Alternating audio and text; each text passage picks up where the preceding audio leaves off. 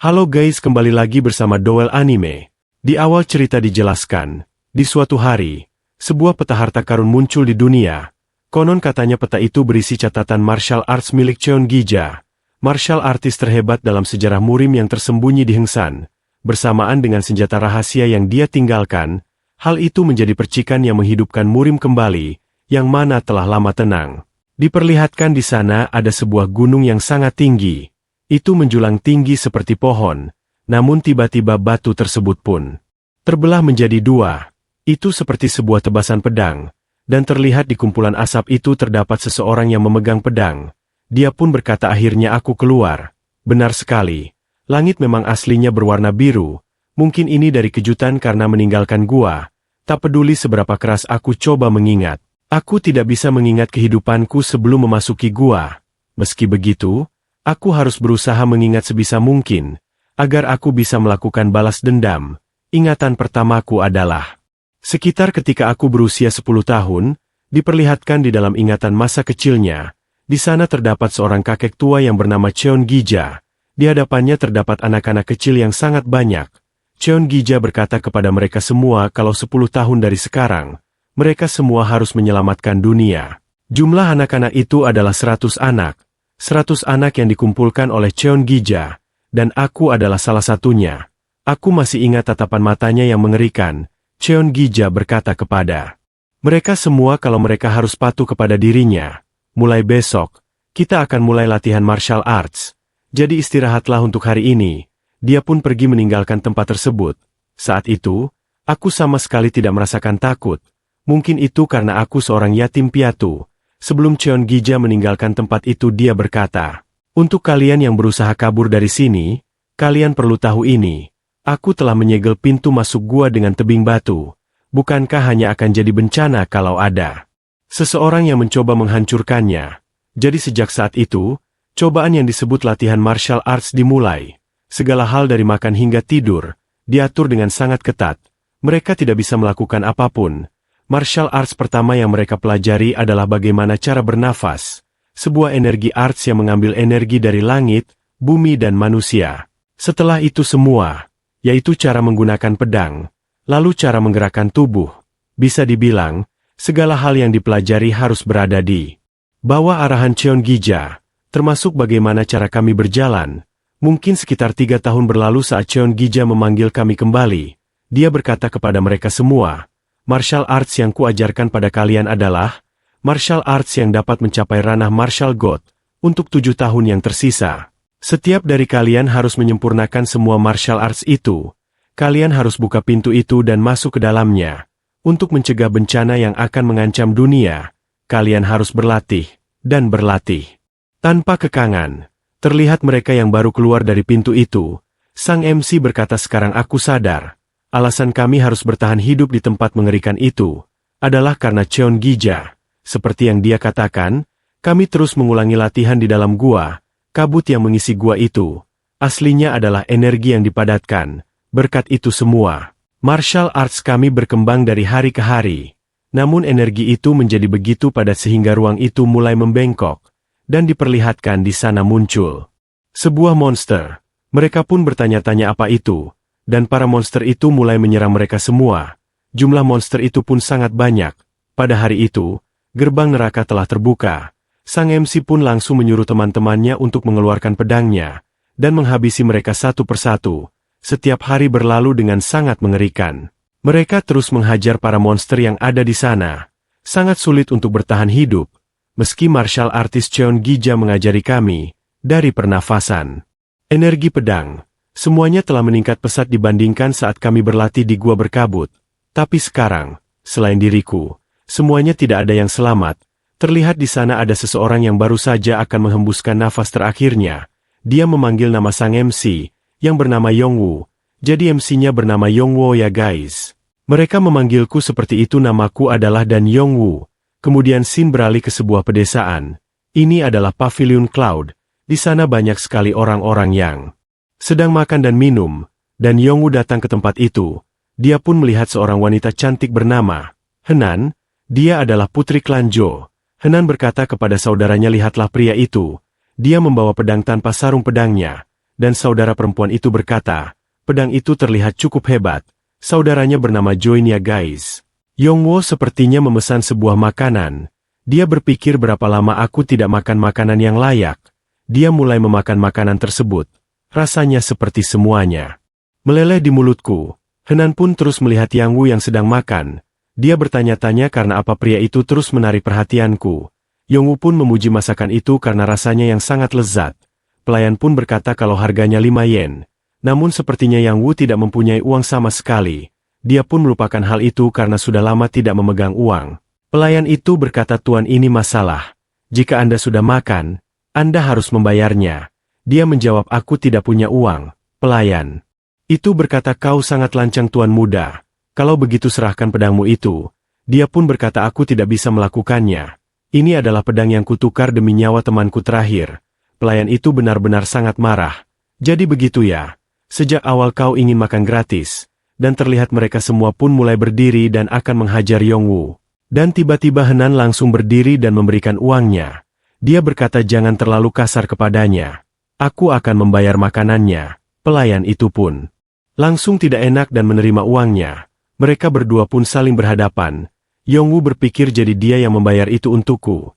Aku yakin ada yang harus aku katakan di situasi seperti ini. Henan juga berpikir dalam hati. Melihatnya dari dekat, aku semakin yakin mata pria ini, seperti mata anak kecil yang baru pertama kali melihat dunia. Dan Yongwo pun langsung pergi meninggalkan tempat itu tanpa mengucapkan sepatah kata apapun. Henan berkata rasanya dia ingin mengatakan sesuatu. Tapi dia pergi begitu saja. Join pun terlihat kesal karena dia bahkan tidak berterima kasih. Gelandangan yang tak punya adab. Henan menjawab sepertinya dia sungguh tidak punya uang. Join pun berkata bukan hanya itu. Rasanya dia juga tidak punya energi dalam. Henan berkata tapi pedangnya sungguh luar biasa. Dia pun menyadari sesuatu. Kalau semua orang tahu bahwa itu adalah pedang buatan pribadi, tapi berjalan membawa pedang tanpa menyarungkannya akan membuatnya dalam masalah. Aku akan mengikutinya. Aku tidak bisa membiarkannya begitu saja. Dia sungguh butuh sarung pedang. Diperlihatkan Yongwu yang berpikir, karena dia membayarkan makananku. Aku harus mengucapkan terima kasih padanya. Aku baru mengingatnya. Sepertinya dia benar-benar belum bisa memahami semuanya ya guys. Karena dia baru keluar dari gua, dan kemudian diperlihatkan di dalam pavilion Cloud, sebelum kehadiran Yongwu ke tempat itu. Mereka sepertinya sedang membicarakan tentang pengaruh aliansi Murim yang sungguh kuat. Henan berkata, seluruh tempat dipenuhi dengan warrior aliansi Murim. Join pun menjawab benar. Sungguh luar biasa. Tak kusangka pemimpin aliansi secara pribadi akan bergerak. Dan seorang pria bernama Sima dia adalah kepala agen pengawalan klan Johenan. Sima berkata karena aliansi non-ortodoks dan bandit Green Forest menuju Hengsan, tentu saja dia turun tangan. Dan Simak berpikir memang seperti itu. Tapi alasan kenapa banyak orang yang mengikutinya mungkin karena reputasinya. Martial artis terkuat, terhebat, dalam sejarah Murim, yang bernama Cheon Gija. Rumor mengatakan, dia punya wawasan yang luar biasa, teknik jebakan yang tak terhitung, martial arts yang kuat, dan kemampuan hebat untuk membaca aliran energi Heavenly. Beberapa tahun kemudian Cheon Gija menciptakan material art yang disebut Shadow Flash Blade, dan mengguncang dunia, menggunakan teknik jebakan secara unik. Cheon Gija mewariskan material art ke seorang pengembara, dan mengubah pengembara itu, seorang rating ketiga menjadi martial master hebat dalam 3 tahun. Tentu saja, pengembara itu pada akhirnya dicap sebagai musuh publik Murim, dan mati dengan menyedihkan. Tapi insiden itu semakin menarik perhatian lebih besar pada Cheon Gija. Setelah itu, banyak kelompok Murim yang mencarinya, tapi dia menghilang tanpa jejak. Lalu Patriarch Klan Jo menemukan peta harta karun yang berisikan martial art Cheon Gija. Wajar saja jika seluruh Murim menginginkannya. Karena saya menemani kalian atas permintaan Patriarch Klan Jo, tidak ada hal besar yang akan terjadi. Meski begitu, kita harus ekstra hati-hati. Apa kalian berdua mengerti? Terkadang sesuatu terjadi di dunia ini tanpa bisa diprediksi oleh siapapun. Itulah cerita di saat Yang Wu belum hadir di tempat itu. Kembali ke waktu sekarang. Join berkata kepada Henan, apakah kau mau mengikuti gelandangan itu? Aku menolaknya. Karena dia tidak ada hubungannya denganmu. Dia juga tidak punya sopan santun. Kebaikanmu jelas akan jadi sia-sia. Henan hanya bisa terdiam. Namun Sima berkata saya setuju. Sangat berbahaya jika berpisah dari grup untuk saat ini. Selain itu, bukankah pemimpin aliansi akan segera datang? Dan Henan pun akhirnya mengerti. Dia akan mengikuti saran mereka berdua. Kemudian diperlihatkan Yang Wu yang berada di sebuah tempat. Dia melihat-lihat di sekitar. Semuanya tampak terlihat asing baginya. Dia berpikir kalau ini damai sekali. Dia pun mengingat waktu di dalam gua. Temannya berkata, ayo pergi dari sini apapun yang terjadi. Setelah kita keluar, mari kita lakukan apapun yang belum pernah kita lakukan, dan berjanjilah satu hal kepadaku.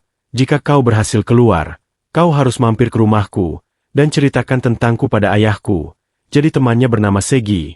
Yong Wu berkata kau harus keluar dan beritahu sendiri. Segi menjawab benar juga. Aku akan memberitahunya sendiri. Jadi jangan mati Yong Weo. Mari kita bertahan juga hari ini. Dan mereka berdua pun langsung menghajar para monster yang ada di sana. Namun terlihat Yang Wu yang akan diserang dari belakang oleh monster. Segi pun langsung mengorbankan dirinya, dan akhirnya dia tertangkap oleh salah satu monster. Yang Weo pun bertanya-tanya kenapa kau melakukannya. Seharusnya aku yang terluka. Bangun, kau bilang kita harus bertemu ayahmu. Segi menjawab di antara kita kaulah yang terkuat. Kau harus selamat. Kau harus hidup dan beritahu ayahku. Katakan padanya aku minta maaf. Dia pun sangat syok karena teman-temannya telah mati. Teman-teman yang menemaniku dan hidup mereka telah berakhir. Kebebasanku dibayar dengan 99 nyawa. Aku berhutang pada kalian semua. Aku berjanji pada kalian. Aku pasti akan menagih utang ini pada Cheon Gija. Aku berjalan tanpa tujuan, dan berakhir kembali kemari lagi. Dia pun mencoba mengintip dari luar. Ternyata wanita itu masih ada di sini. Aku baru ingat. Aku belum berterima kasih kepadanya. Dia pun mendengar percakapan mereka. Kalau kelompok Henan akan pergi dari Hengsan, lalu menetap di desa selanjutnya, dan tiba-tiba segerombolan orang pergi dari tempat tersebut. Begitu juga dengan Henan. Sepertinya mereka semua adalah satu kelompok. Yong Wu berpikir kemana tujuan mereka, dan terlihat kelompok itu yang berada di sebuah hutan. Pertama, kita akan istirahat di pintu masuk Hengsan, dan terlihat Yang Wu yang mengikuti mereka semua. Dia pun bertanya-tanya apa mereka menuju tempatku keluar. Dan grup yang mengikuti dari belakang juga menuju kemari. Apa yang sebenarnya mereka cari? Dan di sana terlihat seseorang yang berkata, tak kusangka. Aliansi non-ortodok dan bandit Green Forest mendadak bergerak. Aku khawatir waktu seperti ini selalu berbahaya. Kemudian seorang yang bernama Jung Seon, seorang penasihat aliansi Muhrim, menjawab, ini akan baik-baik saja. Jangan terlalu khawatir pemimpin aliansi. Jadi dia adalah pemimpin aliansi yang bernama Doggo. Dia berkata sungguh. Mungkin instingku sekarang sudah tumpul. Dan kemudian diperlihatkan kelompok dari Henan. Seorang pria itu bernama Paeng berkata kepada Henan. Dia adalah wakil pemimpin pasukan aliansi Murim. Sepertinya Anda kesusahan. Bagaimana jika istirahat sebentar? Saya akan melaporkannya pada pemimpin aliansi. Join menjawab tidak perlu. Dia baik-baik saja. Aku yang akan mengurusnya. Jadi biarkan kami sendiri. Dan terlihat ada beberapa bandit yang baru saja datang. Salah satu ketua bandit berkata, akhirnya ketemu. Aliansi Muhrim, kalian sungguh hebat dalam bersembunyi. Dan pemimpin aliansi pun menyuruh mereka semua untuk bersiap. Sima berkata pemimpin aliansi. Tolong berhati-hati. Sepertinya aliansi non-ortodoks juga bergabung dengan mereka. Dan ketua Stronghold, Blood Eating Demondia Martial Master yang sulit dihadapi. Dan mereka pun langsung menyerang aliansi murid. Ketua Stronghold berkata mari buat faksi ortodoks sampah ini merasakan darah. Mereka terlihat bertarung dengan sangat ganas, dan langsung menghabisi faksi ortodok. Para bandit itu benar-benar terlihat sangat kuat, dan menghabisi mereka satu persatu dengan sangat cepat. Para kroco telah selesai. Namun pemimpin aliansi yaitu Dogo langsung menyerang para bandit, dan dia akan saling berhadapan dengan ketua bandit tersebut. Mereka pun beradu pedang. Dan terlihat bawahan bandit itu juga sangatlah kuat. Mereka menghabisi satu persatu dari faksi ortodok, karena mereka kalah jumlah. Stronghold berkata, sepertinya kau kesusahan pemimpin aliansi Murim. Senjata rahasia yang ditinggalkan oleh Cheon Gija itu milik kami. Dan terlihat Yang Wu yang mendengar hal itu. Dia pun menyadari kalau Stronghold baru saja menyebut Cheon Gija. Dia pun sepertinya akan bergerak. Dan terlihat dia yang menghancurkan sebuah batu. Dan langsung melompat ke pertarungan mereka. Dia langsung mengarahkan batu tersebut ke arah Stronghold, dan membuat mereka semua pun dikalahkan dengan mudah. Dia melancarkan serangan itu. Dengan menggunakan pedangnya, Semua orang terkejut melihat kekuatan dari Yongwu. Mereka juga terlihat senang karena telah dibantu. Yongwu bertanya kepada mereka semua, "Di manakah Cheon Gija?" Pemimpin aliansi murim berpikir dalam hati, dari mana dia muncul? Aku bahkan tidak merasakan hawa keberadaannya. Sima berkata, "Aku hargai bantuanmu. Tapi kenapa kau mencarinya di sini?" Cheon Gija sudah mati 10 tahun yang lalu. Yongwu yang mendengar hal itu pun sangat terkejut. Kita ubah nama MC-nya menjadi Jin ya guys biar gampang. Soalnya dari tadi aneh kalau disebutin. Dia pun terlihat sangat terkejut dengan kematian Cheon Gija. Jin bertanya-tanya apakah dia benar-benar sudah mati. Aku masih belum membalaskan dendam teman-temanku padanya. Aku tak percaya dia sudah mati, dan terlihat tubuhnya yang mengeluarkan sebuah energi void, yang membuat sekitarnya pun seperti tidak sadarkan diri. Bahkan Jin sendiri tidak menyadarinya, jika energi of void mengalir keluar dari tubuhnya, dan menyebabkan para prajurit aliansi murim jatuh ke dalam kondisi, di mana mereka tidak bisa melakukan apa-apa, tenggelam dalam rasa kehilangan yang menghancurkan dalam sekejap.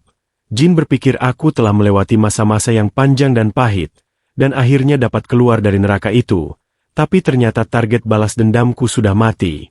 Dia pun teringat dengan teman-temannya yang meminta agar dirinya menyampaikan salam kepada orang tuanya, dan mereka semua pun meminta agar membalaskan dendam kepada Cheon Gija. Semua rekan-rekanku mati secara tidak adil. Kemudian pemimpin aliansi berpikir dalam hati, dia menyadari kalau energi ini adalah energi of void. Jika terus berlanjut, semua anggota aliansi murim bisa mengalami energi deviation. Aku harus menumbangkannya secepat mungkin. Hena pun mencoba bertanya kepada Jin, "Apa kamu baik-baik saja?" Jin menyadari kalau dia adalah wanita yang dia ikuti. Jin baru menyadari aku mengikuti perempuan yang menunjukkan kebaikan padaku dan datang kemari. Kebaikan yang dia tunjukkan padaku. Dia pun teringat dengan temannya saat mereka sedang sekarat. Alasan kenapa aku bisa keluar hidup-hidup adalah karena kebaikan mereka. Karena sekarang Cheon Gija telah tiada, dan aku tidak bisa melakukan balas dendam. Apa sekarang aku perlu menemukan mereka? Dia pun sepertinya sedang kebingungan. Dan akhirnya energi itu pun telah hilang. Orang-orang yang terkena efek tersebut baru sadar dan bertanya-tanya, apa yang sebenarnya terjadi? Perasaan putus asa yang sangat kuat telah hilang. Pemimpin aliansi pun menyadari kalau energi of void-nya sudah dihentikan. Itu adalah sesuatu yang bahkan master berpengalaman sekalipun belum pasti bisa menghindarinya. Siapa sebenarnya orang itu? Terlihat Jin yang menatap Hena, dan kemudian Hena bertanya apa kamu sedang mencari seseorang. Hena pun berkata kepada pamannya, "Kalau orang ini telah membantu kita, apa kita tidak bisa lakukan perjalanan bersamanya saja, setidaknya sampai dia menemukan orang yang sedang dia cari?" Pamannya pun berpikir, sulit untuk menolak permintaannya, untuk membantu orang yang telah membantu kami.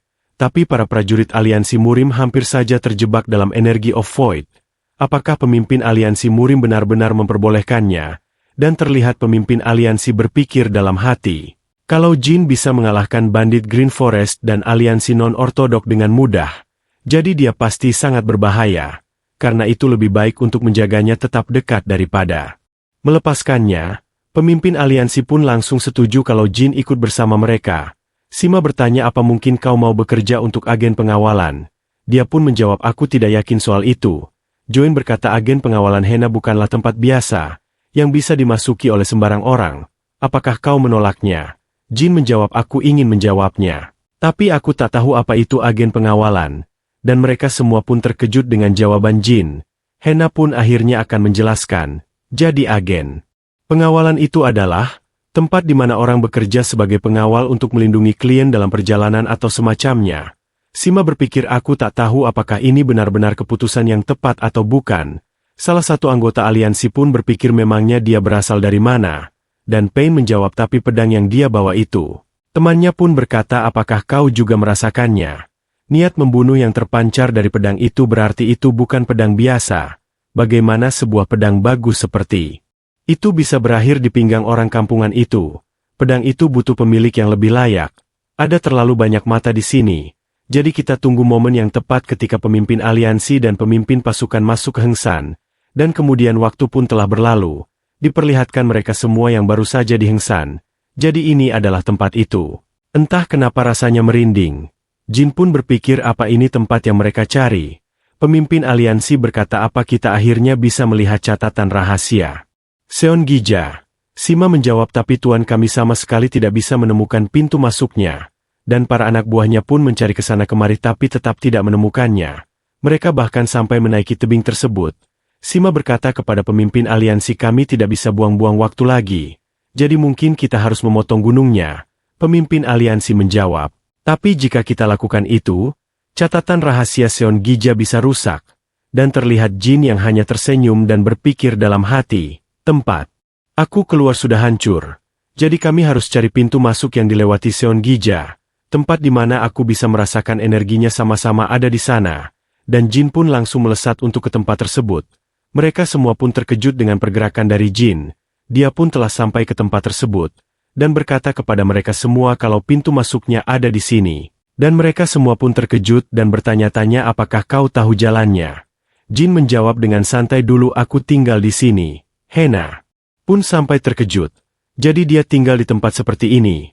Orang-orang dari Pain berkata, memang tidak diragukan lagi. Dia itu cuma orang yang hidup seperti hewan liar di pegunungan. Pantas saja dia membawa pedang tapi tanpa sarung. Padahal itu pedang yang bagus. Pemimpin aliansi pun berkata kepada anak buahnya, pencariannya akan dilakukan olehku, penasehat, dan juga pemimpin pasukan Rising Dragon. Yang lainnya, amankan daerah sekitar. Dan mereka semua pun mengerti. Pemimpin aliansi berterima kasih kepada Jin. Karena telah menunjukkan jalannya, Jin menjawab tidak ada apa-apa di dalam sana. Jin berpikir dalam hati, di dalam sana hanya ada kenangan akan kematian. Terlihat energi yang muncul dari goa tersebut. Pemimpin aliansi pun berpikir Jin terlihat tidak nyaman. Apa cuma perasaanku saja? Dan dia pun berkata, mulai dari sini serahkan saja pada kami. Kau tak perlu memaksakan diri ikut lebih jauh lagi. Dan mereka semua pun masuk ke dalam gua tersebut. Jin pun berpikir dalam hati, kalau Seon Gija sudah mati. Apapun yang mereka lakukan itu bukan urusanku. Hena pun bertanya kepada Jin, apa kamu sungguh tinggal di tempat ini? Namun tiba-tiba teman-teman dari Pain mencoba melindungi Hena, dan berkata kalau Jin bisa saja mata-mata dari bandit Green Forest. Mereka sepertinya berniat buruk kepada Jin, untuk mengambil pedang miliknya. Hena berkata, apa yang kalian bicarakan? Kita semua lihat kalau dia menolong kita dari para bandit. Pain menjawab, siapa yang tahu? Mungkin itu cuma akting yang telah dia siapkan bersama bandit Green Forest. Jika dia memang sungguh tidak ada niat jahat, kami ingin mengambil dan menyimpan pedangnya lebih dulu. Salah satu orang pun berpikir dilihat dari dekat. Ini jadi semakin jelas. Awalnya memang cuma terlihat seperti pedang tua biasa. Tapi niat membunuh yang terpancar itu bukan sesuatu yang pernah aku lihat sebelumnya. Jin pun bertanya kepada mereka, apakah kau mau aku menyerahkan pedang ini padamu? Orang tersebut pun menjawab, baguslah kalau kau bisa mengerti. Biar kami simpan dulu pedang itu. Jin menjawab, pedang ini adalah sesuatu yang dipercayakan padaku dari temanku yang sudah mati. Jadi aku juga tidak akan pernah menyerahkan pedang ini pada siapapun sampai aku mati. Dia pun sepertinya mulai akan bertarung dengan mereka semua. Dan terlihat mereka yang telah bersiap untuk menyerang Jin. Dan Jin pun menyadari kalau mereka akan menyerang dari belakang. Sedangkan satunya lagi maju untuk menekan. Mereka ingin menyerang secara bersamaan. Kalau begitu aku akan menghindarinya saja dan menebas mereka. Sepertinya dia bisa memprediksi apa yang akan terjadi ke depannya. Dan mereka kini mulai seperti apa yang telah diprediksi oleh Jin. Dan mereka berkata, jika kau menyerahkan pedang itu pada kami sekarang, kau tidak akan terluka. Namun Jin tetap tenang dan mencoba mengambil pedangnya. Tiba-tiba mereka dihentikan oleh pemimpin aliansi. Hentikan pertarungan kalian. Aku meminta kalian untuk mengawasi. Apa yang kalian lakukan sekarang? Mereka terkejut dengan kedatangan pemimpin aliansi. Sima bertanya-tanya apa mereka telah menemukannya. Senjata rahasia Seon Gija. Pemimpin aliansi pun berkata kita telah selesai di sini. Semuanya mundur, dan mereka semua pun mengerti. Terlihat mereka berdua yang sangat kesal karena tidak jadi mengambil pedang dari Jin. Pain berkata, kau anggap dirimu beruntung.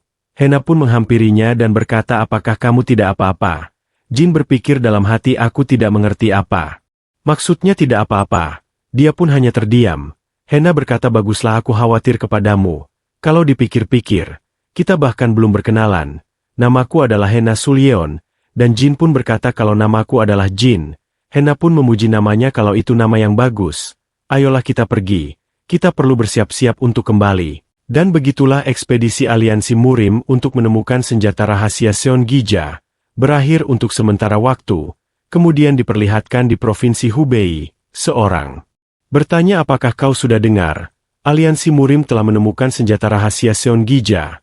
Orang di sebelahnya menjawab kalau begitu tinggal masalah waktu saja sebelum aliansi Murim menguasai dunia. Mereka semua banyak membicarakan tentang aliansi Murim yang telah mendapatkan senjata rahasia. Bagaimana kita bisa tahu jika aliansi Murim menyembunyikannya?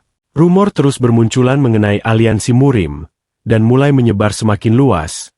Diperlihatkan di kantor pusat utama aliansi Murim, terlihat. Di sana pemimpin aliansi yang terlihat sangat marah. Ini sangat konyol. Tidak akan ada yang percaya meskipun kita mengatakan tidak ada yang namanya senjata rahasia Seon Gija. Mereka semua sedang melakukan rapat Dewan Ketua Aliansi Murim. Salah satu orang berkata, apakah menurutmu hanya itu saja, pemimpin aliansi? Rumor ini telah melewati Wuhan dan menyelimuti seluruh Hubei. Pemimpin aliansi menjawab yang kita temukan dalam gua, hanya kotak kayu ini, yang sepertinya ditinggalkan oleh Seon Gija. Beserta sepucuk surat, diperlihatkan waktu itu mereka yang menemukan kotak tersebut di dalam gua. Di sana terdapat sebuah surat. Mereka pun bertanya-tanya apa arti dari tulisan ini.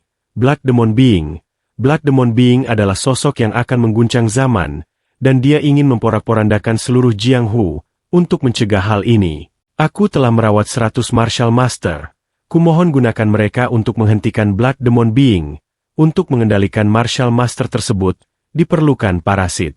Yin yang di dalam kotak kayu ini, Black Demon Being, kau tidak akan pernah mendapatkan apa yang kau inginkan. Itulah surat yang tertulis di dalamnya. Terlihat mereka yang membuka kotak kecil tersebut. Parasit Yin yang cukup mengejutkan. Parasit Yin yang ini belum pernah terlihat sebelumnya. Tapi tidak ada sedikit pun jejak 100 Martial Master yang disebutkan dalam surat tadi. Berapa banyak yang bisa kita percayai? Seorang pun bertanya apakah maksudmu surat itu hanya omong kosong. Pemimpin aliansi berkata daripada itu, rasanya ada dalang di balik semua ini. Penasehat aliansi berkata, ada beberapa alasan bagimu untuk mencurigainya. Pertama, saat di Hengsan, besar kemungkinan objektif utama bandit Green Forest, bukanlah senjata rahasia Seon Gija, melainkan melukai aliansi Murim. Pemimpin aliansi menjawab, saat kami tiba di tempat itu, tidak ada jejak mereka sama sekali, dan faktanya banyak mayat mereka yang menghilang adalah bukti. Lalu ada rumor di pasar, yang terus berguling layaknya bola salju yang menuruni gunung. Ini jelas sekali percobaan nyata untuk mengalihkan seluruh perhatian Jianghu pada aliansi Murim. Orang-orang tersebut pun bertanya siapa yang akan melakukan hal tersebut. Penasehat berkata pertama-tama, kita harus mencurigai kepala klan Zhou, orang yang membawakan kita petanya. Namun kepala klan Zhou mungkin bukanlah orang yang seperti itu. Tapi mungkin saja ada mata-mata di dalam klan itu. Melihat segawat apa situasi ini, kita perlu mengirim seseorang yang cocok untuk mengawasi klan Zhou. Pemimpin aliansi berpikir bahkan jika klan Zhou tidak terlibat dalam hal ini, kemungkinan mereka dimanfaatkan oleh pengkhianat, dan kemudian diperlihatkan di kediaman klan Zhou. Kepala agen pengawalan telah kembali ke tempat tersebut. Syukurlah kalian kembali dengan selamat. Jin juga ikut dalam rombongan tersebut. Dia berpikir apa ini rumah nona muda itu.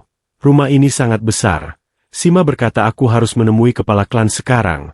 Jadi sepertinya aku harus membawanya ke agen pengawalan Henan dahulu. Dia melihat ke arah Jin, dan Hena berkata, aku ingin memberimu sarung pedang saat jalan menuju rumah.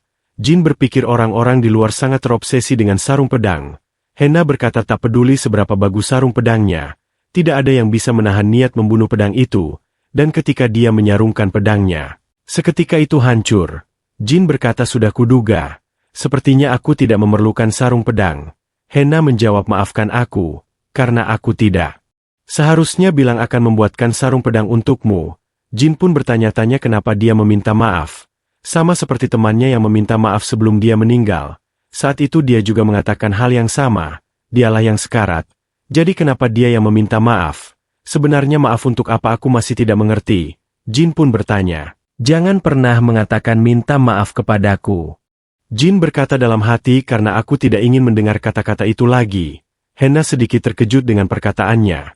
Namun dia pun mengerti, Sima pun memanggil Jin untuk mendekat, dan Hena berpikir apakah aku mengatakan hal yang salah, dan kemudian diperlihatkan di malam hari, di tempat agen pengawalan Henan. Dia yang sedang menuju ke tempat tersebut bersama dengan Sima. Jin berpikir kalau di sini banyak porter, Orang-orang ini adalah buruh yang mengangkat barang-barang untuk agen pengawalan. Sima pun memanggil Jongchil. Kalau dia membawakan porter baru, dia menyuruh Jongchil untuk menjaga dan melatihnya. Jong menjawab, siap kepala agen, serahkan padaku. Jadi Jong adalah ketua porter ya guys. Sima berkata kepada Jin untuk belajar kepada Jong. Sepertinya dia dijadikan seorang porter ya guys. Jong pun mendekati Jin dan berkata, meski kau anak baru yang dibawa oleh kepala agen, tidak ada pengecualian untukmu. Jika kau anak baru, maka kau harus menerima pelajaran. Siapa namamu? Dia pun menjawab dengan dingin, namaku adalah Jin. Jong berkata, kenapa kau menjawab dengan singkat?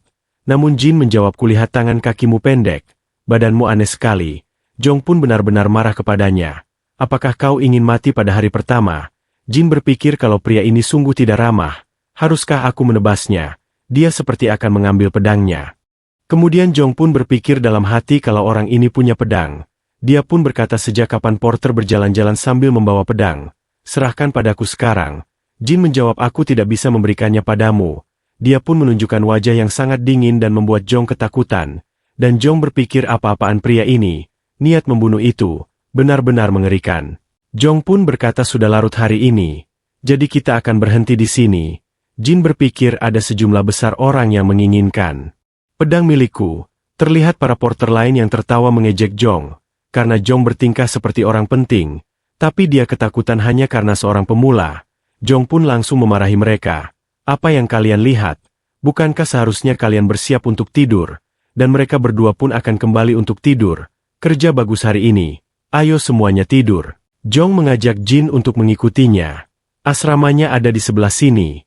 Dia berpikir kalau bukan karena pedang itu, dia bahkan tidak layak untuk dipukul sekalipun. Aku akan membuatmu membayar karena telah menghinaku. Dan terlihat mereka semua yang telah tertidur di sebuah tempat. Jong terbangun dari tidurnya. Dia pun berpikir kalau Jin sedang tidur di suatu tempat di sekitar sini. Namun tiba-tiba dia menabrak seseorang yang berdiri. Dia belum menyadari dan mengira kalau itu adalah sebuah pilar. Namun setelah melihatnya itu adalah Jin yang masih belum tidur. Dia pun bertanya-tanya, kenapa kau tidak tidur? Ternyata dia tidur sambil berdiri. Dia benar-benar sangat terkejut karena Jin dapat tidur berdiri. Dia pun mencoba mengambil pedang miliknya. Namun Jin langsung membuka matanya dan menatap tajam ke arahnya. Jong seketika diam karena merasa ngeri. Meski hanya sekejap, di momen itu Jong merasakan ketakutan yang luar biasa. Seperti mangsa di hadapan pemburunya, dia tidak bisa mempercayainya. Tapi dia melihat kematian. Tapi itu semua adalah salah paham. Dia pun langsung meminta ampun dan terjatuh. Jin hanya sekedar mensirkulasi energi dalamnya untuk melindungi dirinya sendiri. Itulah mengapa dia tidur sambil berdiri. Dia tidak selalu tidur seperti ini. Tapi selama waktu yang ia habiskan di dalam gua, dia hidup dalam keadaan waspada terus-menerus. Baik saat beristirahat, makan, ataupun tidur. Seperti itulah. Kebiasaan tidur berdiri sambil mensirkulasi energi dalamnya terbentuk. Dan diperlihatkan keesokan harinya. Jin yang baru saja terbangun. Dia pun melihat ke arah Jongchil. Dia juga sepertinya telah terbangun. Namun ketika dia menatap Jin, dia langsung lari ketakutan. Tanpa mengucapkan sepatah kata pun, diperlihatkan para porter lainnya yang baru saja terbangun. Kita punya segunung pekerjaan untuk digarap hari ini. Kemudian diperlihatkan tumpukan barang yang sangat banyak. Di sana terlihat ada Jin yang melemparkan barang-barang itu ke atas sebuah kereta kayu. Dia dengan sangat cepat melemparkannya ke sana kemari. Bahkan pekerjaannya sangatlah rapi. Jin berkata, jadi aku hanya harus melakukan seperti ini. Dia pun berpikir ini sangat mudah. Jadi ini pekerjaan seorang porter. Orang-orang sangat terkejut melihat gerakannya. Jin pun bertanya, haruskah aku lakukan sisanya juga? Dia pun terus melakukannya dengan sangat mudah. Diperlihatkan orang-orang yang membicarakan Jin. Kalau Jin itu tidak biasa. Kalau sudah begini bukankah dia akan mengambil semua pekerjaan kita? Ternyata Henan ada di tempat itu dan mendengar perkataan mereka. Orang-orang itu bertanya, Nona, apa yang membawamu kemari? Henan pun berkata, sepertinya kalian mau makan istirahat ya. Dia berpikir aku akhirnya datang juga. Dia pun berpikir tentang kejadian sebelumnya saat Jin menyuruhnya untuk tidak meminta maaf. Saat aku mendengar sesuatu seperti itu, aku tak bisa menahan diri untuk tidak terpengaruh olehnya. Jangan pernah meminta maaf. Sebenarnya apa maksudnya itu? Tapi aku juga aneh sih sebenarnya. Aku tidak percaya, aku sangat penasaran tentang arti kata-kata itu. hingga aku tidak bisa tidur dan akhirnya datang untuk mencarinya. Dan dia pun bertemu dengan Jin, dan langsung menyapanya. Dia tanpa sadar memanggil namanya. Jin berkata aku mulai bekerja sebagai porter. Henan bertanya bagaimana kabarmu? Apakah ada yang membuatmu tidak nyaman? Apa yang kamu suka? Atau apa yang tidak kamu sukai? Dia tanpa sadar mengatakan hal itu padahal bukan itu yang dia ingin tanyakan. Jin menjawab yang aku suka adalah ketenangan. Yang tidak kusukai adalah ketenangannya hancur. Dan mendengar seorang teman mengatakan minta maaf. Itu yang paling tidak aku sukai. Henan terkejut dan berpikir dalam hati kalau Jin menganggapnya sebagai teman. Dia pun sedikit senang dan berkata, aku akan memastikan untuk tidak mengatakannya lagi. Dan tiba-tiba Pain datang dan berkata, kebetulan sekali, kau jadi makin cantik sejak terakhir kali kita bertemu Nona. Menjawab Warrior Pain, kamu pasti sibuk dengan urusan murim. Ada urusan apa kamu datang kemari? Dia menjawab aku datang ke sini setelah mendapatkan misi lain dari aliansi. Mereka memutuskan untuk mendukung agen pengawalan Hainan sebanyak mungkin, dan mereka pun saling bertatap-tatapan. Ini semua bertentangan dengan keinginan Jin untuk kedamaian. Kemudian dijelaskan, dunia murim berdiri di tepi kolam berdarah. 30 anggota dari regu Heavenly Vigil telah musnah. Dan mereka semua pun tidak bisa menemukan dalang yang melakukannya. Regu Heavenly sudah cukup kuat untuk menyapu habis regu Tortoise milik aliansi murim dengan mudah. Tapi mereka malah musnah. Diperlihatkan ada seorang yang melakukan sesuatu, yang membuat mayat-mayat tersebut pun berterbangan. Bawahan yang masih hidup sangat terkejut. Orang berjubah itu berkata kalau mereka semua dikalahkan hanya oleh satu orang. Begitu, Seon Gija. Jadi kau membuat ratusan monster seperti ini ya? Tapi meskipun begitu, seberapa kuatkah mereka dalam menghadapi Black Demon Being ini? Aku sangat menantikannya Seon Gija. Sepertinya dia adalah Black Demon Being ya guys. Kekuatannya terlihat sangat mengerikan. Kemudian diperlihatkan mayat-mayat itu yang dibawa keluar dari tempat tersebut. Atasan mereka Black Demon Being berkata, selidiki semua orang yang ikut berpergian dengan aliansi murim yang ada di Hengsan sekarang. Bawahannya pun mengerti. Aku harus menemukan orang mana yang telah memusnahkan pasukan Heavenly Vigil milikku. Dia benar-benar terlihat sangat marah. Jadi pasukan mereka adalah pasukan yang dikalahkan oleh Jin sebelumnya ya guys. Dan terlihat di sebuah tempat di sana ada Hena yang sedang berhadapan dengan Pain. Pain berpikir kalau Hena benar-benar menakjubkan. Tidak peduli berapa kali pun aku melihatmu. Tapi kenapa pria itu bisa berada di samping Nona Hena? Dia benar-benar terlihat kesal melihat Jin. Dan kemudian berkata seorang porter yang masih mengenakan pedangnya benar-benar menggelikan. Kalau kau tidak bisa mengatasinya, hal yang paling bijak yang bisa kau lakukan adalah dengan terus memegang pedang itu dari awal. Hena berpikir dalam hati pasukan dari Rising Dragon datang sebagai perwakilan aliansi murim. Kami bisa menderita kalau cari gara-gara di sini. Dia pun berkata kepada Jin untuk tidak memperdulikan perkataan Pain. Dan Pain pun melihat ke arah mereka berdua. Dia benar-benar kesal karena Jin dan Hena sudah akrab. Wanita di sebelah Pain berpikir kau langsung turun setelah diberi perintah oleh pemimpin aliansi karena Nona Hena. Wanita itu adalah adik dari Pain, yang bernama Mir. Dan tiba-tiba seorang datang dan memanggil Jin, apakah kau? Orang yang bernama Jin, dia pun menjawab iya benar itu adalah namaku. Orang tersebut berkata oh ternyata ada Nona Hena juga di sini. Saya adalah Hyongpyo, pengawal dari agen pengawalan Henan. Saya datang ke sini atas perintah kepala pengawal, untuk melatih porter baru yang akan ikut dalam misi pengawalan kali ini. Hena berkata padahal dia baru mulai bekerja. Tapi sekarang sudah diikutkan untuk misi pengawalan. Pain berkata tugas seorang porter memang seperti itu Nona. Dia berpikir dalam hati. Bagus. Ini kesempatan emasku untuk bisa mendekati Nona Hena tanpa gangguan orang itu. Jin menjawab misi pengawalan apa? Aku tidak tahu apa-apa soal itu. Tapi aku tidak bisa memberimu pedang ini. Hyongpyo berkata. Oh jadi begitu. Baiklah sekarang aku kalau begitu. Dia berpikir aku tidak menduga kalau dia langsung meremehkanku. Pain berkata. Kenapa kau bengong? Seniormu sedang menunggumu. Orang di sebelahnya pun ikut berkata bagaimana kalau kau dipecat karena ini. Mir berpikir dasar cowok. Bahkan wakil pemimpin pasukan juga bisa jadi kekanak-kanakan seperti ini. Tapi pria itu, dia sama sekali tidak bergeming. Padahal sudah diprovokasi. Jangan-jangan pedang itu cuma untuk pamer. Hena pun berkata kau mau pergi kemana Jin? Mereka semua mengira kalau Jin pergi karena kesal. Dia mungkin bukan orang yang spesial. Jin pun berkata, aku akan mengikutinya. Karena aku tidak mau dipecat. Hena pun sedikit terkejut dan memanggil namanya. Namun Jin pergi bersama dengan Hyong Pyo. Kemudian, scene beralih.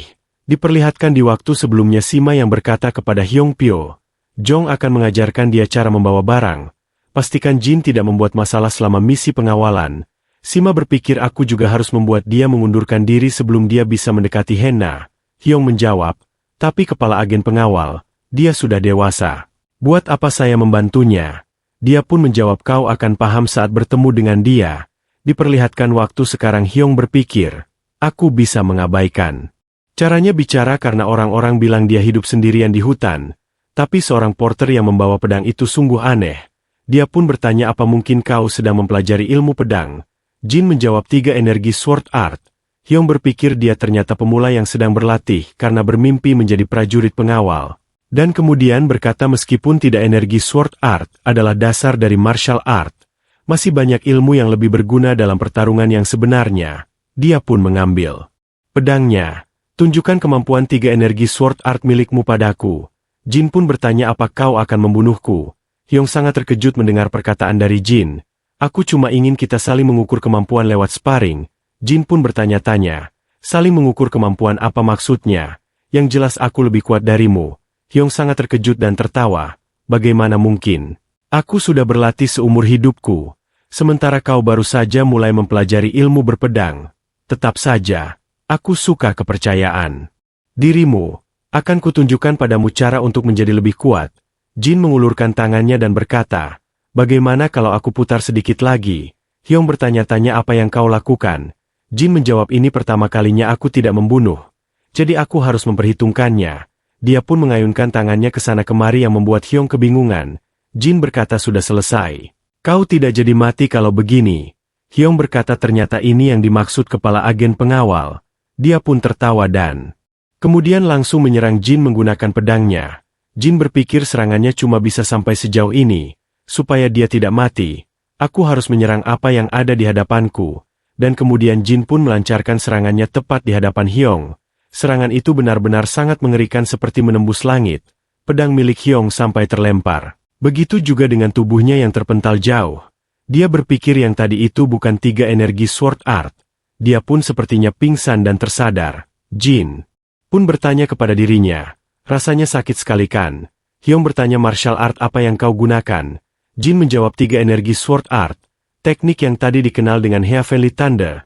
Hyong menjawab meskipun kau bilang begitu. Teknik yang tadi tidak terasa seperti 3 energi sword art. Dia berpikir Heavenly Thunder ya. Sword energi barusan rasanya seperti gemuruh yang datang dari langit. Aku tidak menduga kalau pria ini ternyata seorang martial master. Apa kepala agen pengawal tahu soal ini? Jin pun berkata intinya, kemampuanku masih ada di atasmu. Hyong berkata tidak masuk akal. Dan berpikir dalam hati, dia selugu ini padahal dia benar-benar kuat. Dia tidak ada bedanya dengan anak kecil. Aku tidak akan terlambat kalau melaporkan kejadian ini pada kepala agen pengawal nanti, tapi pertama-tama, aku harus mengajarkan aturan yang ada di masyarakat pada pria ini, supaya dia bisa menggunakan martial art tanpa membuat masalah. Dia pun berkata sekarang sudah jelas, yang akan kuajarkan padamu bukanlah martial art. Dia pun mengulurkan tangannya agar dibantu untuk bangun.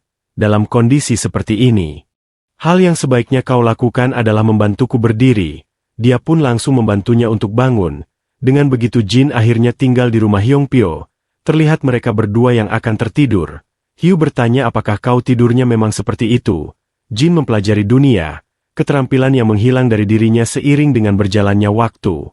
Dia diajari cara menulis dan membaca, dan cara untuk bersikap, agar tidak mengganti baju di luar ruangan. Hasilnya Jin menjadi porter di bawah asuhan Hyong Pyo, dan sedikit demi sedikit, dia mulai membuka hatinya. Dia pun mencegah Jin untuk membuka celananya di luar. Namun terlihat Mir yang diam-diam mengawasi mereka. Jadi pemimpin aliansi menyuruh mereka untuk mengawasi setiap pergerakan ketua klan Jo. Pain bertanya-tanya tapi kenapa? Pemimpin aliansi menjawab kalau ketua klan memiliki hubungan dengan serangan bandit Green Forest yang ada di Hengsan. Kau harus menemukan bukti keterlibatannya. Apa kalian mengerti? Mir menjawab baik. Pak, kami akan mengikuti kehendak pemimpin aliansi. Kembali ke waktu sekarang. Mir berpikir tidak ada orang yang mencurigakan di sini. Yang mencolok cuma pria yang telanjang itu. dia pun melihat ke atas dan di sana ada Hena yang sedang melihat Jin. Mir berpikir kalau selera nona muda itu memang aneh. Dan Henan terlihat senang karena Jin menjadi anggota dari agen pengawalan. Kemudian diperlihatkan keesokan harinya di hari pengawalan akan dilakukan. Kereta kuda telah disiapkan, Sima berkata. Ingat ketua pengawal Mayuk, ini misi pengawalan yang penting. Pulanglah dengan selamat setelah menyelesaikan misi ini. Jadi ketua pengawal adalah orang yang bertanggung jawab atas misi pengawalannya guys. Mayuk menjawab jangan khawatir kepala agen pengawal. Atas nama agen pengawalan Henan, kami berjanji akan pulang dengan selamat. Baiklah semuanya. Fokus pada misi pengawalan kita akan segera dimulai. Dan mereka pun berangkat dari tempat tersebut. Henan melihat dari kerumunan dan melihat Jin yang ikut bersama mereka. Dan dengan demikian kehidupan Jin benar-benar dimulai. Diawali dengan misi pengawalan pertamanya. Dan kemudian diperlihatkan beberapa hari sebelumnya, di kantor ketua klan Jo. Kami adalah Regu Rising Dragon dari Aliansi Murim. Kami meminta audiensi ketua klan Jo, dan diperlihatkan wajah dari ketua klan Jo. Dia bernama Jo Ilyeon. Dia berkata biarkan mereka masuk. Bagaimana kabar ketua aliansi? Silakan duduklah. Jadi kau adalah Black Dragon. Salah satu Twin Dragon dari Regu Rising Dragon. Dia pun memperkenalkan namanya yaitu Pain. Ketua Jo berkata jadi kau pasti Sword Dragon, orang tersebut. Berkata Anda terlalu memuji. Namaku adalah Namgong, dan aku adalah Miryong, adik dari Black Dragon. Ketua Jo berpikir klan Paeng. Bukankah mereka adalah klan bela diri paling hebat di Hubei? Apalagi, dia sangat anggun dan cantik. Dia bisa menjadi pasangan yang cocok untuk join. Ketua Jo berkata selama kalian di sini. Kalian bisa mengajarkan banyak hal kepada anak-anakku melalui pertukaran martial arts. Ketua Jo kembali berpikir dalam hati saat pemuda dan pemudi berinteraksi setiap hari. Secara natural mereka akan jadi semakin dekat. Ini adalah kesempatan bagus. Mereka berdua berkata kamilah yang akan berada di bawah pengawasan Anda ketua klan Jo. Kemudian diperlihatkan pemimpin aliansi di waktu sebelumnya dia berkata, Regu Rising Dragon, dengarkan dengan seksama.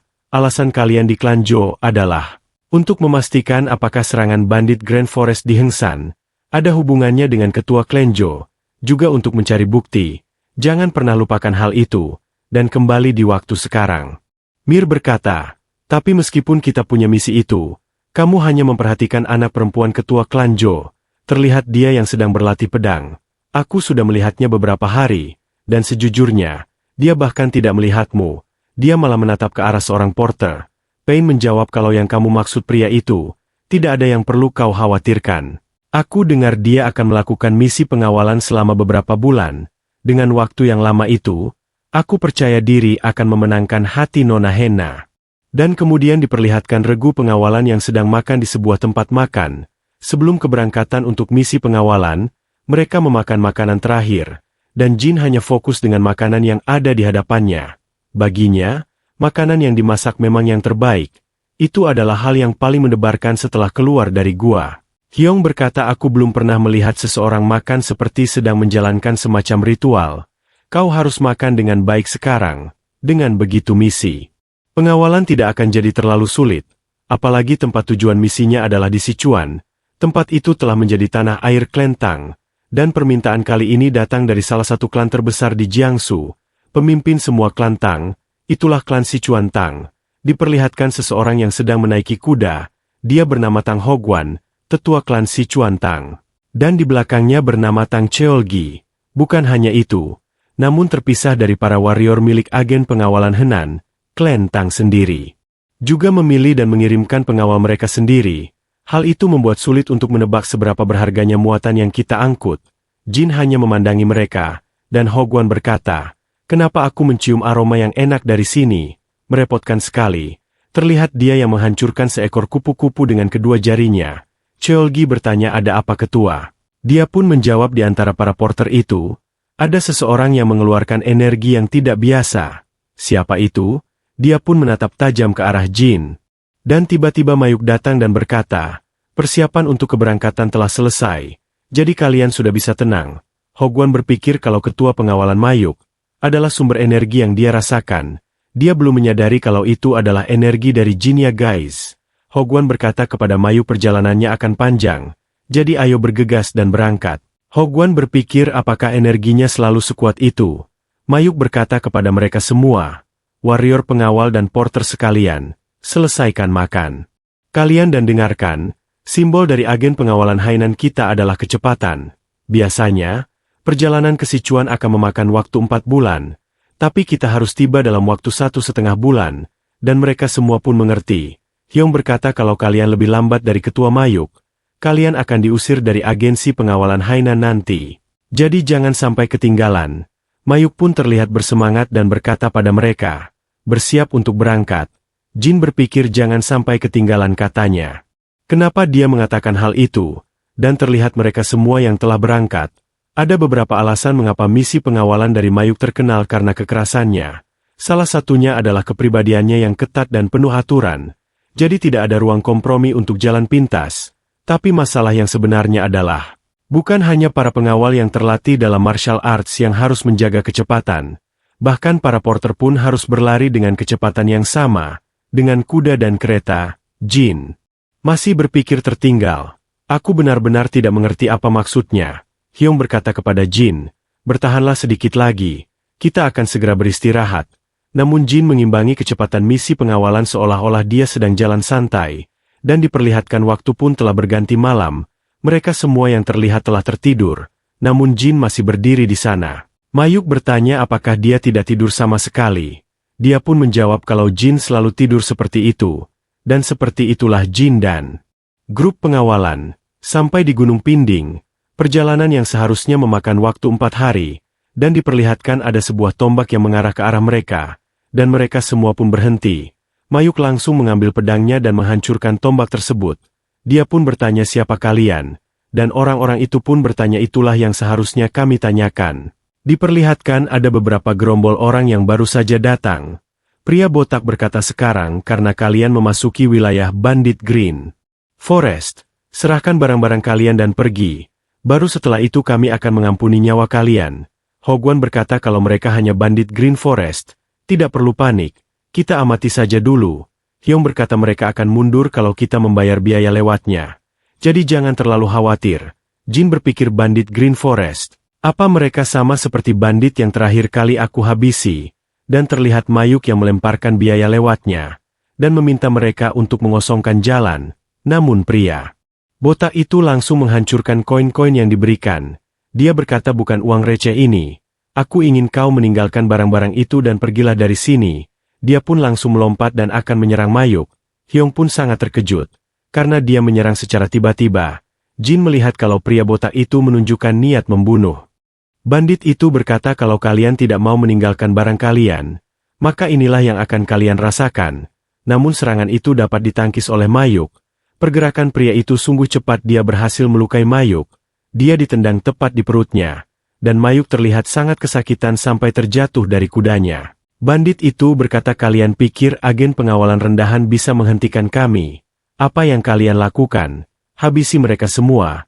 Para bawahannya pun langsung ikut menyerang kelompok tersebut. Kelompok pengawalan sedikit takut dengan kehadiran bandit tersebut. Bagaimana cara kita melawan bandit sebanyak itu? Hogwan berkata, kurang ajar. Kalian bukan bandit Green Forest biasa. Siapa yang mendukung kalian? Pria botak itu menjawab kau pikir kami ini bandit gunung biasa. Kami adalah pahlawan dari bandit Green Forest. Anggap sebuah kehormatan karena mati di tanganku Pak Tua. Hogwan menjawab sayang sekali. Jika kau hanya seorang bandit, kamu mungkin akan selamat. Dia langsung melancarkan serangannya menggunakan pisau kecil, dan langsung melubangi tubuh bandit tersebut.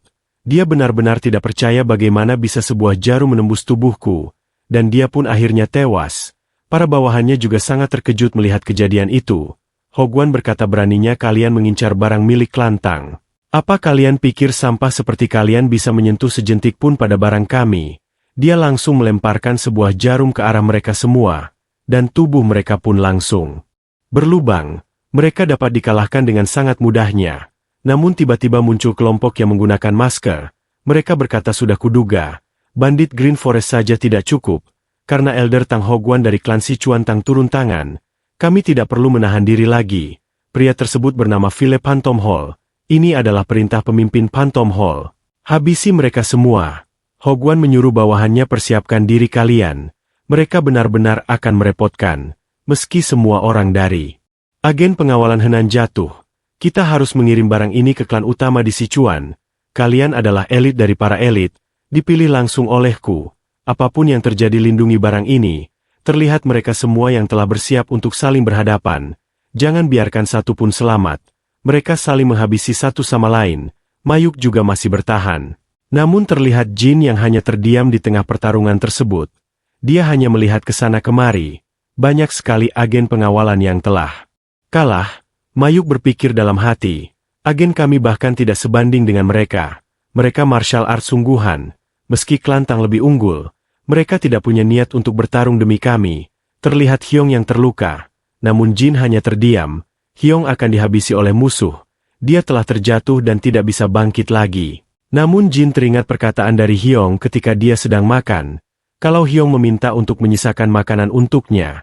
Dan Jin pun langsung mengeluarkan pedangnya dan menyelamatkan Hyong. Dia mengeluarkan serangan yang sangat dahsyat. Dan langsung menghabisi pria tersebut. Musuh-musuhnya pun sangat terkejut dengan serangan itu. Apa-apaan itu? Apa ada petir yang menyambar? Hyong pun bertanya apakah kau yang menggunakan Heavenly Thunder? Hyong berkata cepat bantu yang lain juga. Jin bertanya kenapa? Aku membantumu karena kau yang menyelamatkanku. Hyong berkata apa maksudmu itu? Bukankah kau juga bagian dari agen pengawalan kita? Aku mohon kepadamu. Terlihat. Mayuk yang akan dihabisi oleh anggota Phantom. Dia benar-benar sangat terdesak. Dan para porter pun mulai menyerah. Karena mereka tidak punya energi dalam sama sekali. Jin masih menanyakan aku tidak mengerti apa maksudmu. Kenapa aku harus menyelamatkan mereka? Tapi jika kau yang memintanya, akan aku lakukan. Dia pun langsung berlari dan akan menghajar mereka semua. Terlihat di sana juga ada Jong yang sangat ketakutan. Dan Mayuk yang berusaha dengan sekuat tenaga untuk bisa bertahan hidup. Hogwan juga mengalahkan mereka satu persatu dengan cukup cepat. Phantom Hall berkata trik murahan seperti itu tidak akan bekerja pada kami. Masih belum terlambat. Jika kau menyerahkan barangmu dan mundur, kami akan mengampuni nyawamu dan mereka. Namun terlihat Jin yang telah berada di belakang orang tersebut. Dan Hogwan juga menyadari kehadiran seseorang yang lewat di belakangnya dengan sangat cepat. Hanya Hogwan yang secara samar merasakan pergerakannya. Dia pun sepertinya telah menghabisi pria tersebut. Dan berkata seharusnya ini sudah cukup. Dan tiba-tiba mereka semua seperti tersambar petir. Dan dikalahkan dengan sangat sempurna oleh Jin. Kemudian terlihat seorang wanita yang berkata, kalau Philip Phantom Hall telah dimusnahkan, bukankah kau bilang Philip Phantom Hall sudah cukup untuk mengurus agen pengawalan Henan? Dan Pak Tua Hogwan, wanita itu bernama Womun. Dari klan Womun dia adalah Philip Phantom Hall leader. Dan orang di belakangnya berkata saya meminta maaf ketua. Sepertinya ada Martial Master di antara mereka yang gagal dikenali oleh informan kami. Jadi kami akan mencari tahu siapa itu dan kembali. Womun berkata, tidak perlu, akan aku lakukan sendiri. Bawahannya berkata apakah Anda akan turun tangan sendiri? Dia pun menjawab benar. Aku akan mencari tahu siapa Martial Master itu. Kemudian diperlihatkan klan Womun. Meskipun tidak termasuk di antara 5 klan besar, tempat ini sama sekali tidak lebih rendah daripada klan lainnya. Mereka mengontrol sepertiga perdagangan dunia, dan menyebarkan pengaruhnya dengan kekuatan uang yang sangat besar. Informasi dari klan Sichuan Tang telah bocor ke klan Womun secara diam-diam. Terlihat di sana terdapat seorang kakek yang berkata, jadi apakah kamu menemukan apa yang mereka sembunyikan? Bawahan berkata klan Sichuan Tang berhasil membuat bom Thunder Club bersama klan Hua, dan mereka mengangkut sekitar 5 kereta menuju klan utama melalui agen pengawal Hainan. Kakek tua berkata kau bilang klan Tang mengungkap kembali metode pembuatan bom Thunder Club yang telah hilang berabad-abad yang lalu bersama dengan sekte Thunder Club. Pria tua itu adalah ketua klan Womun, yang bernama Huang. Dia kembali berkata dan klan Hua. Meskipun klan Tang dan klan Hua bekerja sama, mereka bukanlah tipe tempat yang mampu menciptakan perangkat sekuat itu. Bawahan menjawab ketua klan Hua sebenarnya adalah keturunan dari sekte Thunder Club. Huang berkata, jadi keturunan dari sekte Thunder Club akhirnya membawa kembali metode itu kepada dunia, dan 5 muatan kereta. Kalau kau pikir tentang catatan bom digunakan, mereka bisa menghabisi beberapa sekte biasa tanpa kesulitan. Kita harus mengambil bom itu. Dan metode manufaktur itu untuk kita sendiri. Bawahan berkata sebenarnya nona muda mendengar semua ini dan pergi bersama Phantom Hall. Huang terlihat marah dan berkata, apa kau bilang? Dia melakukan itu. Kemana dia akan pergi? Bawahan menjawab untuk sekarang mungkin dia menuju ke Gunung Pingding. terlihat dia yang sedang menaiki kuda dan menuju ke tempat tersebut. Semua berkat bantuan dari Jin, agen pengawalan Hainan berhasil menghabisi semua musuh. Namun mereka telah kehilangan semua pengawal dan warrior. Yang berhasil selamat adalah pengawal ketua Mayuk, yang terluka parah, dan pengawal warrior bernama Hyongpo, dan sisanya hanya para porter yang ketakutan dan trauma. Pada titik ini, misi pengawalan akan sulit untuk dilakukan. Kita harus meninggalkan Gunung Pingding dan menjalin kontrak dengan agensi pengawalan lainnya. Hogwan berkata tidak. Kita harus mempercayakannya pada mereka sampai akhir. Cheolgi berkata apa maksudmu? Berarti kau akan terus mempercayakan misi pengawalan itu kepada agen pengawalan ini. Meskipun dalam kondisi seperti itu, bukankah lebih baik kalau kita menggunakan jasa agen pengawalan lokal kecil saja? Kita punya Heavenly Thunder bukan? Hogwan terlihat terkejut. Apa maksudmu? Cheolgi berkata, Paman, kau menyelesaikan teknik rahasia kelentang, Heavenly Thunder, bukankah begitu? Selamat Paman, harusnya kau memberitahu kami sebelumnya. Hogwan menjawab aku saja tidak melihatnya sendiri, jadi tentu saja kau juga tidak bisa melihatnya sama sekali. Tapi Heavenly Thunder yang memusnahkan para pelaku, bukanlah sesuatu yang kugunakan. Cheolgi sangat terkejut mendengarnya. Kalau itu bukan kau lalu siapa? Hogwan menjawab kalau aku tidak salah. Itu adalah seorang porter yang membawa sebuah pedang di sana, yang bernama Jin. Dia pun bertanya kepada Jin dari sekte mana kau berasal. Dia pun menjawab sekteku. Apa maksudnya itu? Hogwan berkata tempat di mana kau belajar martial arts. Dia berpikir Cheon Gija tidak pernah mengajarkan kami martial arts. Dia hanya melemparkan kami semua ke neraka itu. Martial artsku adalah sesuatu yang kudapatkan setelah sekian lama, bertarung dengan sengit di perbatasan. Antara hidup dan mati. Mereka adalah milikku seorang. Jadi aku tidak punya tempat di mana aku belajar martial art. Jin pun menjawab aku tidak punya. Hogwan sangat terkejut mendengar hal itu. Apa kau bilang? Kau tidak punya sekte. Lalu maksudmu kemampuanmu itu dari langit apakah seperti itu? Dan kenapa kau berbicara dengan kasar padaku? Seniormu di Jiangsu dan seorang ketua dari kelentang. Terlihat Hyong yang khawatir dengan Jin. Ini gawat. Dia pun coba menjelaskan kepada Hogwan, dan Hogwan berkata apa kau mencoba untuk mengajak ribut denganku? Hyong berkata Tuan, temanku ini sudah hidup lama di gunung sepanjang waktu. Itulah kenapa dia seperti ini. Aku akan mengajarinya dengan benar. Jadi kumohon mengertilah untuk sekali ini. Hogwan berpikir jadi dia adalah salah satu orang arogan karena dia punya kemampuan. Tetap saja. Demi misi pengawalan selanjutnya, fakta bahwa dia sangat kuat adalah benar. Dan porter itu kelihatannya mendengarkan dengan baik perkataan dari warrior dalam hal ini. Hyong berkata kepada Jin, tolong, kalau kau mau bicara seperti itu, mending tidak usah bicara sama sekali. Hogwan berkata kau punya banyak kemampuan dari yang kuduga. Hyong pun bertanya apakah maksudnya aku. Hogwan berkata kau akan menggantikan ketua pengawal Mayuk, dan bertanggung jawab atas misi pengawalan ini hingga selesai. Hogwan berpikir dalam hati, dan apapun yang terjadi, kita akan dalam lindungan dari seorang yang bisa menggunakan Heavenly Thunder. Hyong sangat terkejut mendapatkan perintah tersebut, dan Mayuk berkata, Hyongpo kau adalah yang tersisa. Aku akan bergegas kembali ke agen pengawalan dan membawa bala bantuan. Kau akan memimpin mereka semua. Dia pun berpikir dalam hati baiklah. Seseorang memang harus mengambil tanggung jawab dari misi pengawalan ini. Dia pun akhirnya mengerti.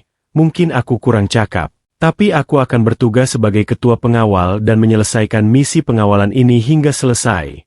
Hogwan berkata itu adalah yang akan kita lakukan. Lagi pula kita tidak bisa bergerak lagi hari ini. Jadi kita akan berangkat besok. Kemudian terlihat Cheolgi yang berpikir dalam hati. Apakah itu masuk akal? Kalau porter muda itu adalah Supreme Martial Master yang menguasai Heavenly Thunder, dia pun sepertinya mengeluarkan energi yang tidak wajar ya guys. Apakah dia sebenarnya adalah mata-mata dari misi tersebut? Jin hanya memandanginya saja, dan begitulah misi pengawalan agen Henan dilanjutkan kembali, dengan Hyongpo berada di depan, untuk sekarang semuanya usahakan tidur yang cukup, sedangkan Mayu kembali menuju agen pengawalan Hainan untuk melaporkan serangan secepat mungkin. Dia pergi sendirian untuk kembali dan membawa bantuan. Dia berpikir tidak peduli seberapa kuat porter Jin, kalau musuh tetap menyerang. Semuanya akan berada dalam bahaya. Aku harus bergegas dan melaporkan kepada agen pengawalan. Jadi kita bisa mengirim bala bantuan. Namun dia melihat sesuatu dan bertanya-tanya apa itu. Sepertinya sesuatu sedang menuju ke arah agen pengawalan Henan. Aku punya firasat buruk. Aku harus segera bergegas. Namun terlihat sebuah senjata mengenai tempat di kepalanya. Dia pun langsung jatuh tersungkur. Dan ada beberapa kelompok yang muncul dari pepohonan. Jumlah mereka juga terlihat sangat banyak. Mereka adalah kelompok dari Ghost Masked Assassin. Dan itu adalah unit assassin dari Demon Blood Being. Ketua dari kelompok itu berkata kita sudah membereskan tikus-tikus itu. Sekarang, kediaman klan Jo selanjutnya. Jadi mereka akan menyerang kediaman klan Jo ya guys. Dan diperlihatkan ketua Jo yang sedang bersama dengan Shima. Dia berkata untuk beberapa alasan, kerjaan tidak selesai-selesai hari ini. Shima menjawab haruskah hari ini kita berhenti di sini karena kau lelah? Dia berkata tidak. Semakin banyak kita menunda pekerjaan dan latihan, semakin kita tidak mau melakukannya. Ayo kita selesaikan ini. Namun mereka merasakan ada keberadaan aneh yang sedang mendekat. Terlihat di sana banyak sekali orang-orang yang dihabisi. Ini adalah serangan musuh. Ini adalah kediaman klan Jo. Habisi mereka semua dan jangan biarkan satu pun tetap hidup. Shima berkata berani-beraninya kalian menyerang klan Jo. Namun ketua klan berkata, tolong berhenti. Shima pun bertanya-tanya ada apa. Dia berkata niat membunuh yang kurasakan tidak biasa. Kupikir ini bukanlah situasi yang bisa kita hentikan. Dengan mudah, meskipun kau turun tangan sendiri, terlihat kelompok tersebut dia menghabisi para bawahan dengan sangat mudah. Ketua berkata jadi tempat yang harus dituju sekarang adalah tempat lain. Dan terlihat Shima dan juga Join yang masuk ke kamar dari Henna. Ini darurat aku akan masuk. Kita harus bergegas pergi dari tempat ini sekarang. Henna cepatlah dan bawa barangmu. Dia pun bertanya-tanya apa yang sebenarnya terjadi. Bagaimana dengan ayahku? Dia tampak sangat khawatir kepada ayahnya. Kemudian Shin beralih ke pertarungan antara musuh dan klan Jo.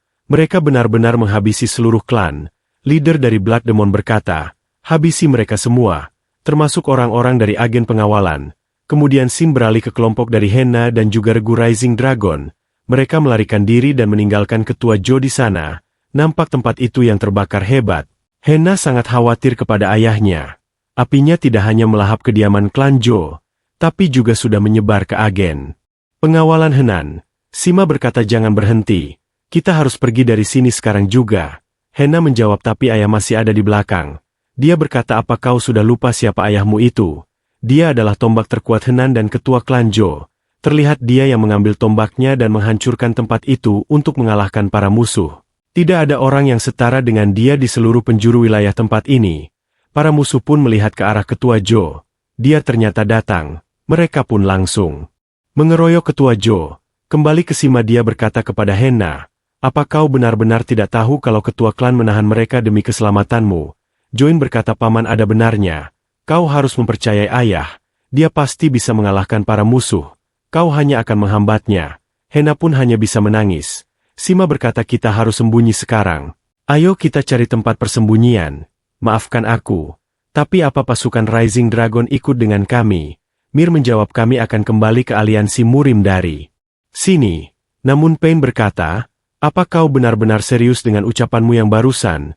Dia menjawab apa kau masih belum paham setelah melihat kemampuan musuh? Kita harus menginformasikan soal ini pada aliansi Murim secepat mungkin. Dan Namgong setuju dengan Mir.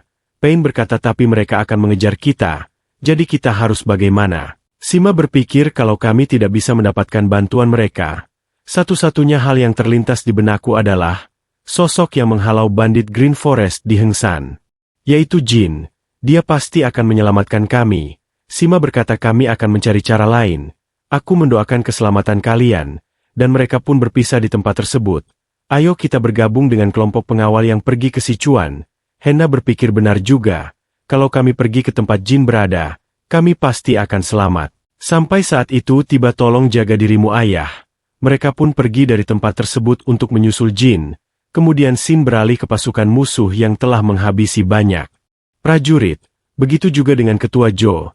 Dia terluka dengan cukup parah dan bertanya-tanya, siapa kalian sebenarnya? Kenapa kalian menyerang kediaman ini?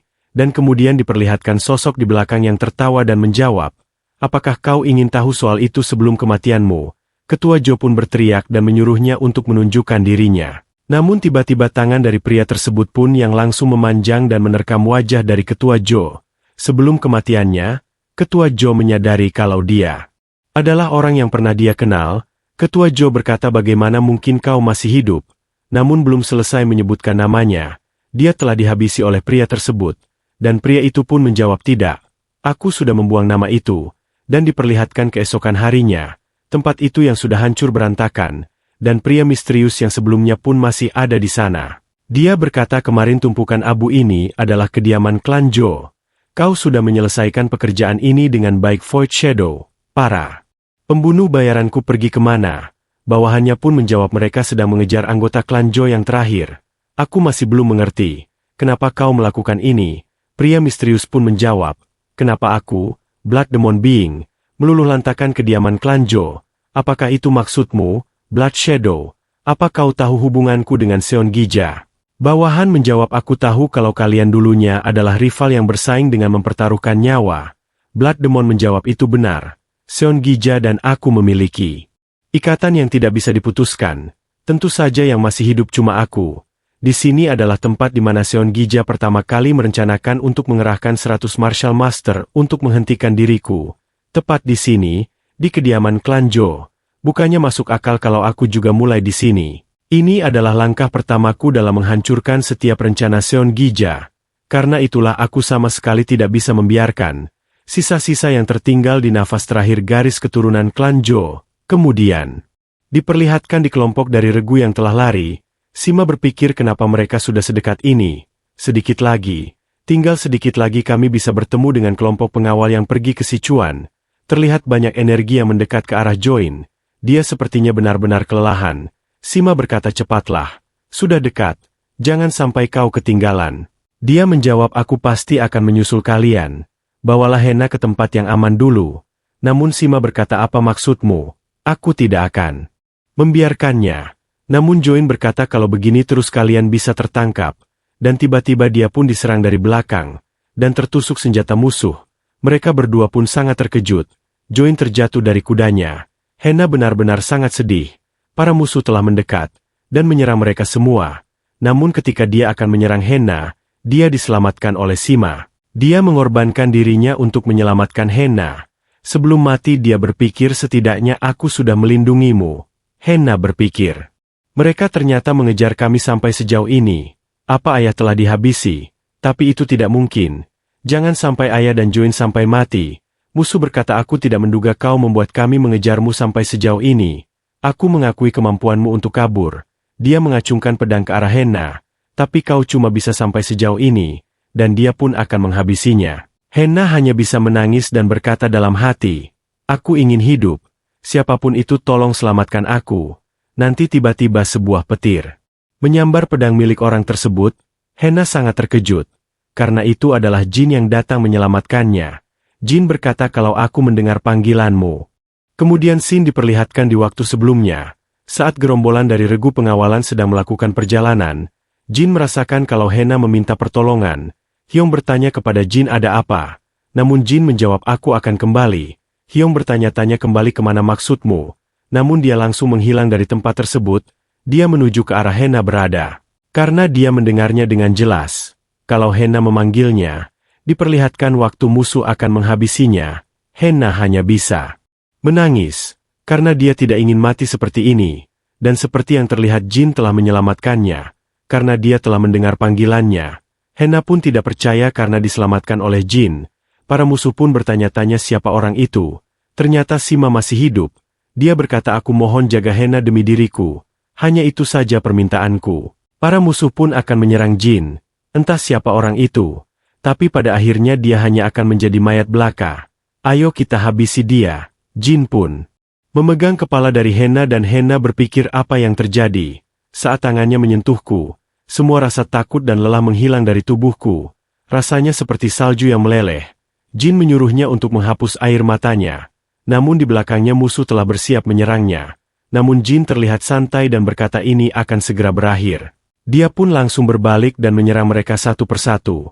Musuh pun sangat terkejut. Apa-apaan ini? Aku belum pernah melihat martial art seperti itu. Dan mereka pun terkena serangan petir Heavenly dari Jin. Hena sangat terkejut melihat kemampuan dari Jin. Karena sekitar 20 assassin menjadi abu dalam sekejap. Jika aku punya kekuatan sepertinya, apa aku bisa melindungi klanku? Terlihat Hena yang telah menguburkan Sima dan juga kakaknya. Dia berjanji kalau dia akan segera kembali, dan akan menguburkannya di tempat yang lebih baik. Dia bertanya kepada Jin apa yang harus kita lakukan sekarang. Bagaimana aku bisa hidup tanpa ayah dan juga kakakku? Aku sendirian sekarang. Jin berpikir dalam hati, aku pun sama. Bertahan hidup sendirian di neraka itu, dan berhasil keluar ke dunia ini. Orang pertama yang menolongku adalah Hena, jadi aku juga akan membantunya. Jin berkata, hiduplah dengan rasa terima kasih pada mereka yang telah pergi terlebih dahulu. Hiduplah sesuai keinginanmu. Hina pun bertanya dalam hati, apa yang sebenarnya aku inginkan? Dia berkata, aku juga ingin ikut misi pengawalan. Jin langsung memegang tangannya dengan erat, dan berkata, ayo kita berangkat. Jangan lepaskan tanganku. Dan dia pun langsung dibawa oleh Jin terbang menuju ke kelompoknya. Hena berpikir kalau ini bukan movement art biasa. Rasanya seperti terbang menembus awan. Mungkin itu alasannya. Air mataku mulai tersapu angin, dan Jin melompat ke udara untuk membawa pergi Hena secepatnya. Tapi bagi Hena, tindakan itu memberinya kenyamanan yang lebih besar dari kata apapun yang bisa diucapkan. Dia pun kembali berpikir movement art yang membuatku merasa seperti jalan-jalan. Dia sungguh luar biasa. Aku baru ingat. Paman menganggapnya sebagai martial master juga, dan assassin yang menghabisi paman. Semudah itu telah diubah menjadi abu dalam sekejap olehnya. Dia pun bertanya, sekuat apa dirimu? Umur kita sepertinya tidak begitu jauh. Jin menjawab, jika kau menghabiskan waktu untuk bertarung mempertaruhkan nyawa, kau akan jadi kuat seperti diriku. Hina pun bertanya, sebenarnya apa yang kau lawan? Dia menjawab, monster. Hena berkata, apakah itu? Demon. Jin menjawab, anggap saja seperti itu. Dia kembali bertanya, apakah kau bisa jelaskan lebih detail? Namun Jin hanya terdiam dan berpikir, membicarakan neraka itu, aku harus menceritakan usahaku di atas mayat 99 temanku untuk mencapainya. Seon Gija. Tapi pada akhirnya dia telah mati. Aku tak bisa membalaskan dendam sama sekali. Jin pun berkata, aku akan mengatakan itu padamu lain kali. Dan akhirnya mereka berdua pun telah sampai di tempat tujuan. Bersama dengan kelompok pengawalan, Hyong langsung menyambut mereka. Nona Jo, kenapa Anda kemari? Dan sepertinya Hena telah menceritakan semua kepada mereka. Kalau klan Jo dan agensi pengawalan telah musnah, dia benar-benar sangat terkejut mendengar hal itu. Para porter juga sangat terkejut dan tidak percaya. Lalu apa yang akan terjadi pada kita? Kita harus mencari pekerjaan di tempat lain. Hena berkata, maaf karena membawa berita buruk ini di tengah misi kalian. Hyong menjawab, tidak apa-apa. Lagi pula, ku yakin saat ini kaulah yang harusnya bersedih. Dia berpikir semangat juang kami sudah berkurang karena disergap musuh. Ditambah dengan kemunculan berita buruk ini, semua orang jadi lesu. Bisa-bisa misi pengawalan kali ini akan gagal kami selesaikan. Kita harus mencari cara untuk keluar dari situasi ini. Hyong berkata, kita masih memiliki jaminan bayaran tinggi setelah menyelesaikan misi ini. Dengan uang sebanyak itu, semua orang di sini pasti bisa memulai hidup baru. Atau kita mungkin masih bisa menyelamatkan agensi pengawalan Hainan, karena ada Nona Jo bersama kita, dan Henan. Berpikir, kalau Hyong benar, ini bukan saatnya untuk bersedih. Orang-orang klan Jo seperti mereka masih membutuhkan sosok pemimpin. Setelah aku mengemban tanggung jawab ini, aku akan menjadi kuat seperti Jin. Aku akan membalaskan dendam ayahku, pamanku, dan juga klanku. Jin berkata, jadi apakah kita akan melanjutkan perjalanannya? Mereka pun langsung bersemangat. Kalau begitu kita akan meneruskan misi pengawalannya. Terlihat Cheolgi yang berkata, Paman, bukankah wanita itu adalah putri dari klan Jo? Namun dia menjawab, abaikan saja dia dan fokus pada misinya. Dia berpikir, aku sangat terkejut saat porter itu menghilang. Selama dia ikut di misi pengawalan ini, aku tidak peduli mau dia membawa wanita atau harimau datang kemari. Dan mereka pun mulai bergerak. Hena ikut bersama dengan mereka dan berpikir, Jin bilang dia sudah melawan monster sejak dulu. Aku bahkan tidak tahu ada tempat semacam itu. Apa yang sebenarnya telah terjadi kepadanya? Hena bertanya, Jin, apa kamu bisa menjelaskan lagi soal hal yang kamu bicarakan tadi? Jin pun berkata, apakah soal kematian Seon Gija? Hena berkata, iya benar. Orang-orang bilang dia sudah mati 10 tahun yang lalu. Jin pun hanya terdiam dan berkata dalam hati, berarti aku tidak bisa membalaskan dendamku. Namun tiba-tiba Hyong berkata, jujur saja, aku sendiri tidak percaya dengan kabar itu. Yang membuat mereka terkejut.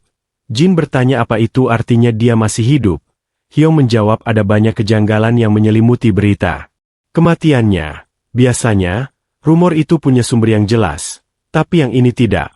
Tapi, semua orang langsung percaya bahwa dia sudah mati, seolah-olah ada yang sengaja menyebarkan berita kematian itu ke seluruh penjuru Jianghu, agar semuanya percaya bahwa Seon Gija sudah mati.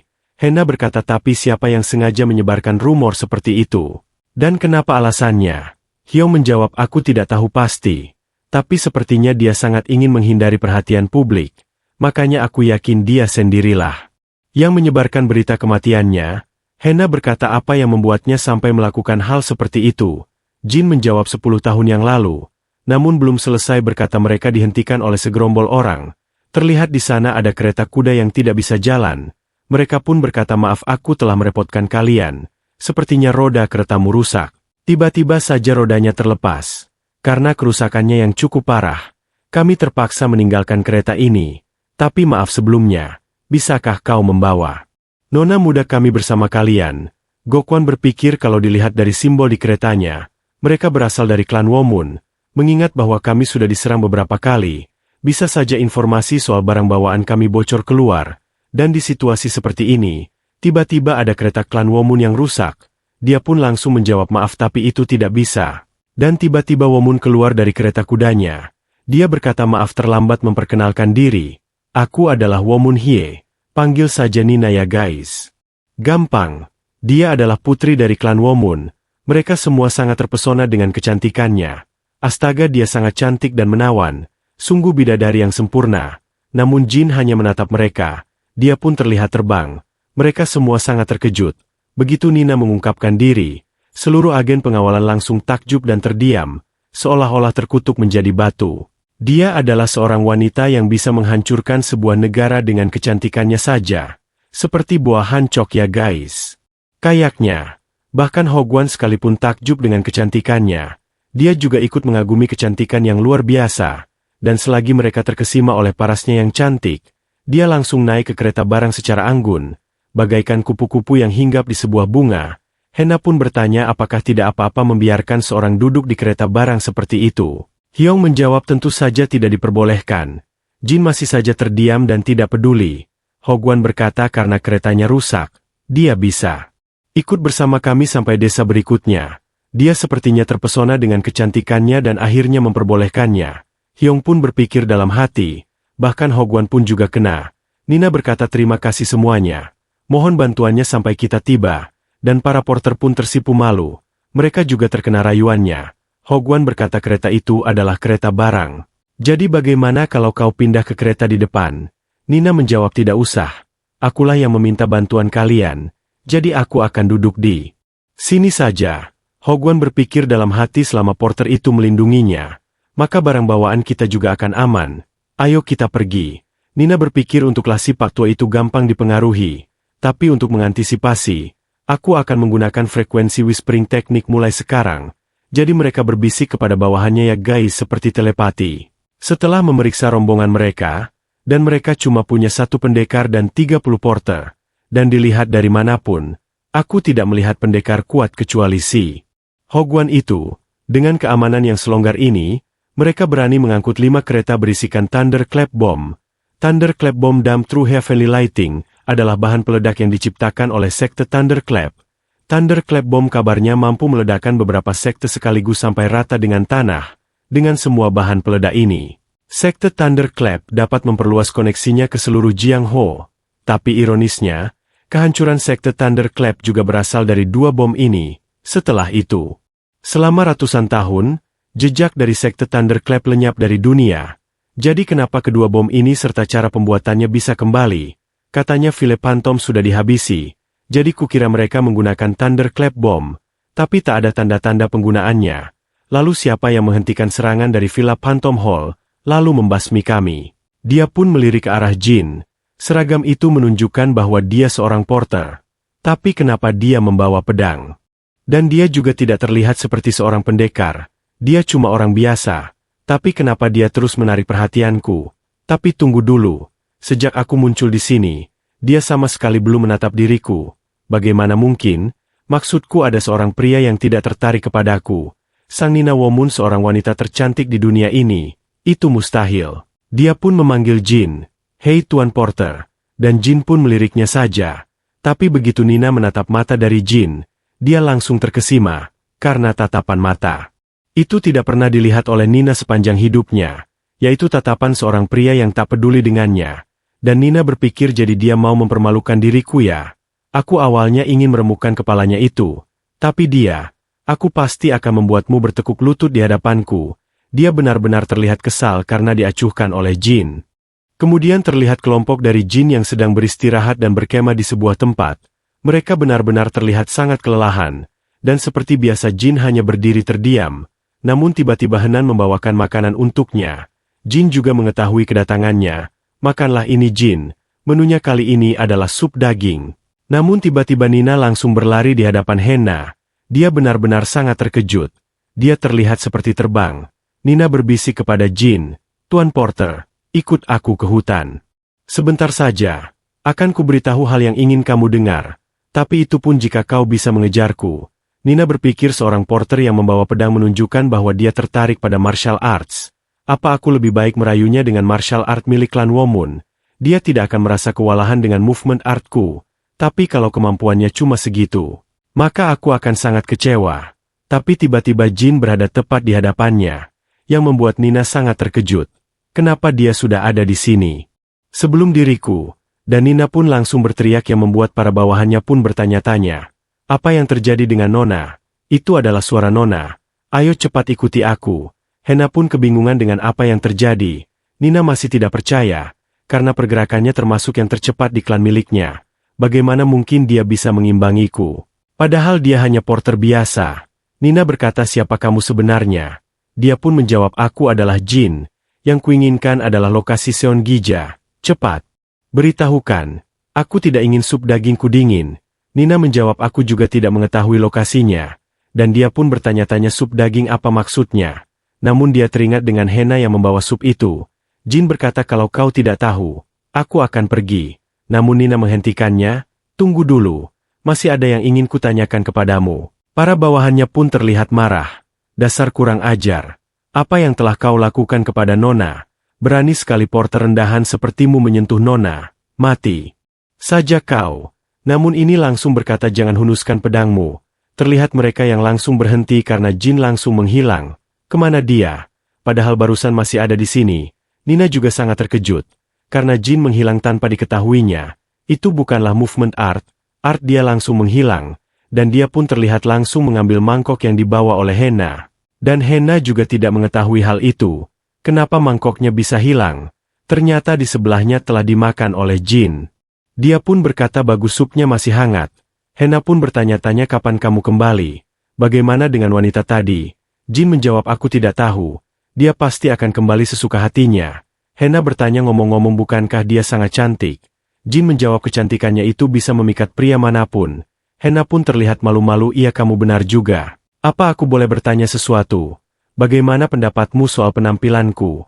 Apa aku cantik?" Jin langsung melirik ke arahnya. "Kau tidak secantik dirinya." Hena terlihat malu dan berkata, "Kau benar juga. Aku juga sependapat."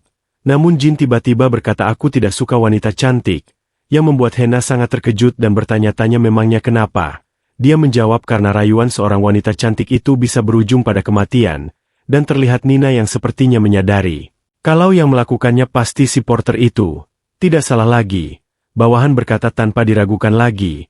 Dialah sang martial master yang membantai Phantom Hall. Nina menjawab, "Meskipun begitu, kita perlu mengawasinya lebih lanjut. Kita belum mempelajari apapun darinya. Selain namanya yaitu Jin, pria macam apa dirinya itu." Dan tak berselang lama misi agensi pengawalan Hainan sudah hampir mencapai tujuannya, yaitu Sichuan. Mereka telah berlari untuk bergegas ke tempat tujuan. Hena berpikir apa maksudnya semalam itu. Tentang perkataan Jin yang mengatakan, rayuan seorang wanita cantik itu bisa berujung pada kematian. Kehidupan apa yang sudah dia lalui sampai harus mengatakan hal semacam itu. Hyong pun bertanya kepada Hena, "Nona, mulai sekarang kau harus berhati-hati. Semakin dekat kita, maka situasinya akan semakin runyam." Kekhawatiran Hyong Pyo itu tepat sasaran. Hogwan dan Cheolgi juga merasakannya. Hogwan berpikir besok kita akan mencapai kediaman utama klan. Kalau masih ada yang mengincar kami, maka mereka pasti dari sekte Black Viper. Black Viper adalah sekte yang terus berkembang selama 10 tahun terakhir. dan menasbihkan diri sebagai satu-satunya kekuatan yang bisa merusak klantang di Sichuan. Hogwan berpikir tidak mungkin, apa informasinya benar-benar bocor dari internal klantang, dan Henna pun bertanya kepada Jin. Hyong bilang sebentar lagi mungkin akan ada sergapan. Jin langsung menjawab sekitar 100 orang, yang membuat Henna dan juga Nina terkejut. Nina berpikir, Jin bahkan bisa mengetahui jumlah penyergapannya dari hawa kehadiran mereka. Orang ini semakin lama semakin misterius, dan terlihat beberapa orang telah muncul menghadang mereka. Jin berpikir ada 50 yang langsung menunjukkan diri. Hogwan berkata kepada mereka semua, yang terpenting adalah keselamatan barang bawaan kita. Jangan ikut campur Jin, kau harus fokus melindungi barang bawaan saja. Para secunguk dari sekte Black Viper ini bisa kami atasi dengan mudah. Dia pun langsung akan menghabisi mereka semua. Hyong bertanya bagaimana menurutmu Jin? Apa mereka akan baik-baik saja? Dia menjawab tidak usah khawatir. Pak tua itu pasti akan menang. Terlihat, para musuh yang telah dihabisi dengan cukup mudah. Sesuai dengan prediksi Jin, meski kekuatan sekte Black Viper telah berkembang pesat selama 10 tahun terakhir, jumlah pasukan tak ada artinya di hadapan pendekar handal. Apalagi ketika melawan ketua dari Klentang, tapi ada seseorang yang merasa gelisah dengan keadaan ini. Lina berpikir apa kami telah meremehkan Klentang. Tidak kusangka mereka bisa meringkus 50 orang secepat ini. Bawahan berkata dengan telepati, meski kita mengarahkan 50 orang. Sisanya, kita tidak akan bisa menang. Dan Nina pun berkata, kalau begitu kita harus mundur. Tapi bagaimana kita bisa memberi perintah mundur tanpa ketahuan? Dan Jin pun tiba-tiba berkata kepada Nina, kalau kau mau memerintahkan mereka untuk mundur, silahkan saja. Salah satu bawahan dari Nina pun sangat terkejut. Dan berpikir apa dia baru saja menjawab diskusi kami. Dia bisa mendengarkan frekuensi whispering teknik milik kami. Jin pun langsung menatap mereka. Mereka berpikir kalau itu mustahil. Untuk mendengarkan frekuensi whispering teknik orang lain, Jin berkata jika kalian tidak mundur, aku akan menghabisi kalian semua. Nina pun berpikir kalau Jin benar-benar serius. Nina menyuruh bawahannya untuk mengabari mereka, dan bawahan itu langsung pergi ke tempat tersebut. Nina berkata berkatmu. Warrior dari klan kami tidak perlu membuang nyawa mereka. Aku sungguh tidak bisa membaca pikiranmu. Jadi saat Nina kebingungan, dan Jin punya alasan atas tindakannya, itu bukan karena penyergapan pasukan klan Womun, tapi karena niat membunuh yang sangat kuat terus-menerus mengganggu dirinya. Sementara itu Tang Hogwan, dia menghancurkan sekte Black Viper dengan mudah. Terlihat mereka semua yang dihabisi tanpa sisa, dan terlihat beberapa orang yang masih bersembunyi. Mereka berkata para pejuang garis depan telah dimusnahkan. Tapi mereka itu hanya umpan. Saat mereka terbuai oleh kemenangan, biarkan mereka lengah dan istirahat. Mereka akan mati. Dihabisi oleh pasukan Crimson Moon, semuanya berjalan sesuai rencana. Dan sementara itu, karena Jin menutup mata, pasukan klan Womun yang bersiap untuk menyergap, dapat mundur dengan aman. Terlihat bawahan itu yang menyuruh pasukannya untuk mundur semua. Karena ini perintah Nona Muda. Jin berpikir 50 pasukan penyergap telah mundur, tapi niat membunuh menjijikan ini semakin pekat, dan diperlihatkan di malam hari. Mereka semua yang sedang beristirahat di tempat tersebut. Hyong berkata Nona Henna. Kalau Nina bilang dia akan mendirikan tenda di samping kereta, saya akan bertanya agar Anda bisa tidur bersamanya. Bagaimana? Apakah kamu mau? Dia menjawab tidak apa-apa. Aku tidak boleh jadi satu-satunya yang tidur nyenyak. Hyong berkata, Anda tidak perlu mengkhawatirkan hal itu. Henna pun menjawab sejujurnya. Aku tidak begitu peduli pada agen pengawalan Henan. Bukankah itu memalukan? Agen pengawalan selalu tenang, dan tidak ada yang terlihat bermasalah. Aku pikir menjadi agen pengawal itu adalah pekerjaan mudah. Tapi setelah aku ikut dalam misi pengawalan, akhirnya aku mengerti. Alasan karena agen pengawalan bisa istirahat dengan tenang. Karena warrior pengawalan dan para porter mempertaruhkan nyawa mereka atas misi pengawalan. Itulah kenapa, sebagai anggota agen pengawalan Henan, aku akan tidur bersama kalian. Aku juga sudah berubah pikiran. Aku akan menjadi kepala agen pengawalan Hainan, bukan karena aku adalah Nona Muda Klan Jo. Nanti tiba-tiba Jin datang menghampirinya. Henna bertanya apa ada yang ingin kamu katakan. Jin menjawab agen pengawalan dimulai dari menjadi porter. Dan mereka berdua pun sangat terkejut dengan perkataan Jin. Oh jadi begitu, Hyong pun membenarkannya. Kalau begitu ajari aku menjadi porter hebat. Hyong berpikir kalau dia baru sadar kalau Henna baru saja tumbuh dewasa. Dan pasukan Crimson adalah kelompok asasin dari sekte Black Viper yang dibesarkan dengan susah payah. Karena beberapa ciri khusus mereka, spesialisasi mereka adalah penyergapan, serangan rahasia, dan persembunyian, yang membuat persembunyian mereka tak terdeteksi.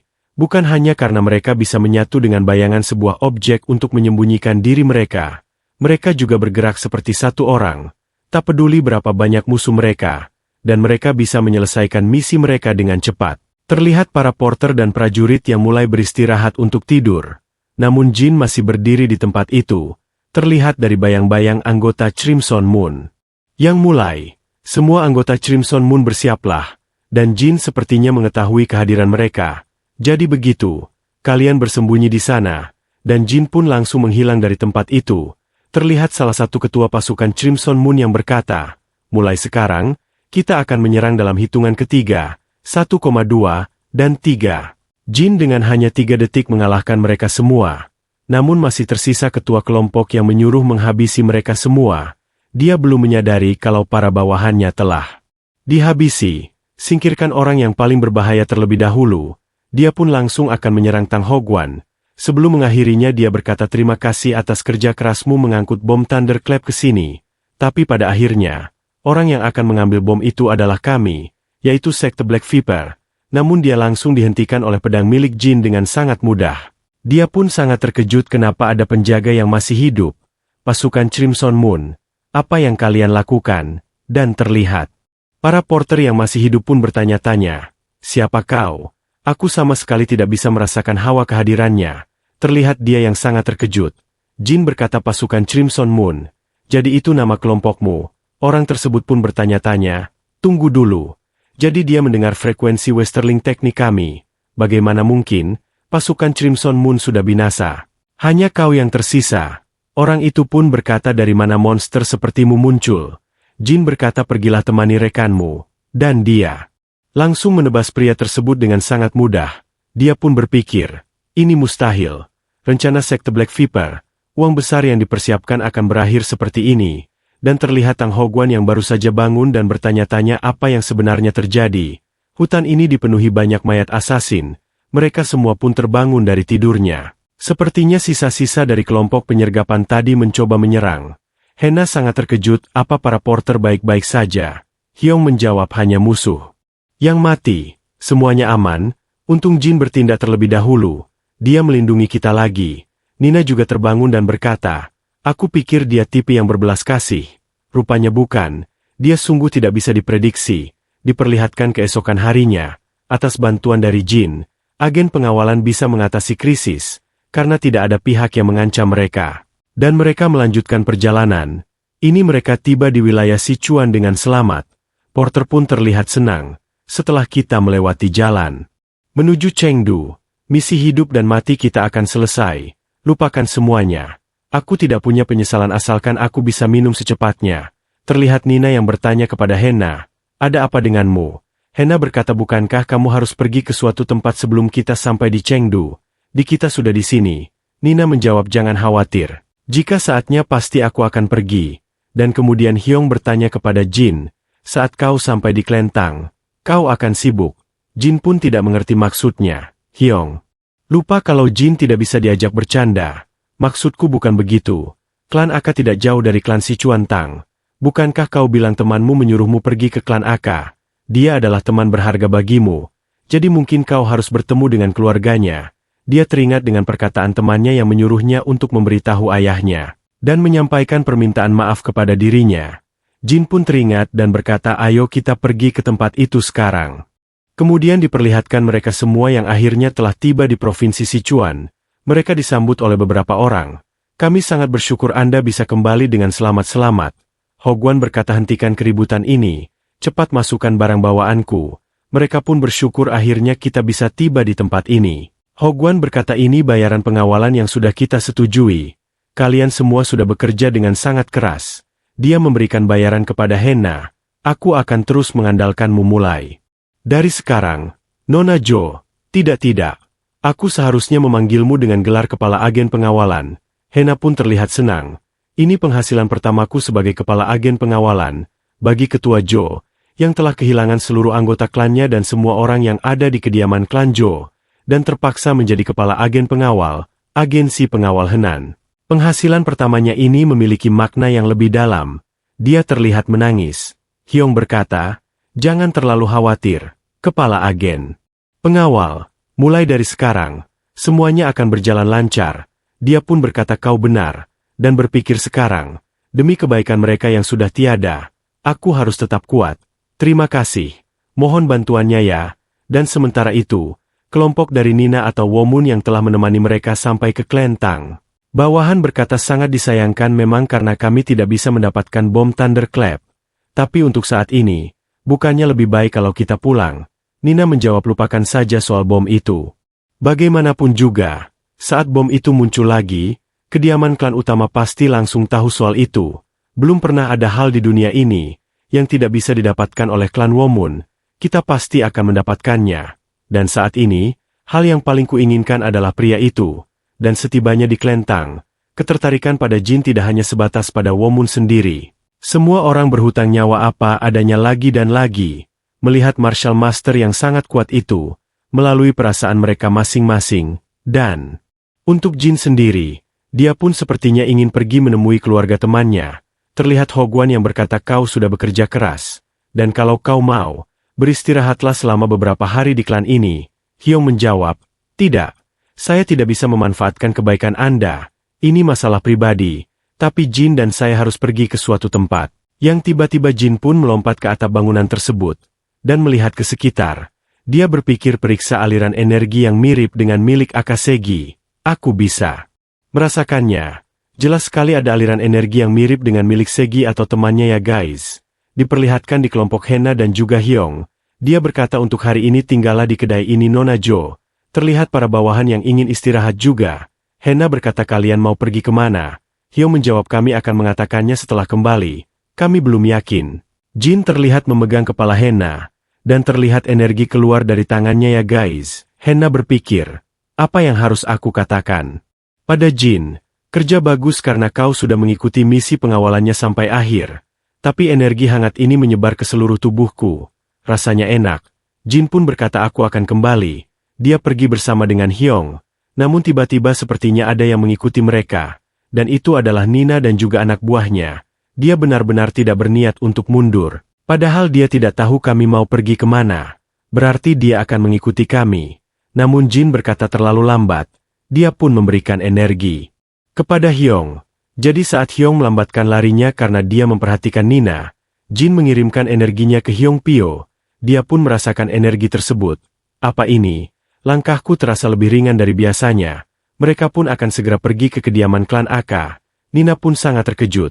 Kenapa mereka tiba-tiba melaju dengan cepat? Apa prajurit pengawal itu menyembunyikan kekuatannya? Terlihat mereka berdua yang sangat cepat dan meninggalkan Nina. Lalu diperlihatkan di pinggiran Chengdu. Mereka tiba di kediaman klan Aka. Hyong berkata, "Kalau kau sudah siap, ayo kita masuk." Namun sepertinya Nina dan juga bawahannya telah menyusul. Namun mereka berdua terlihat sangat kelelahan. Kita akhirnya bisa menyusul mereka. Aneh sekali. Tidak ada prajurit yang menjaga gerbang kediaman klan ini. Jangan-jangan ada sesuatu yang telah terjadi. Terlihat Hyong yang mengetuk pintu. Dan dibukakan oleh seorang pria besar. Jin pun menyadari. Ada kemiripan.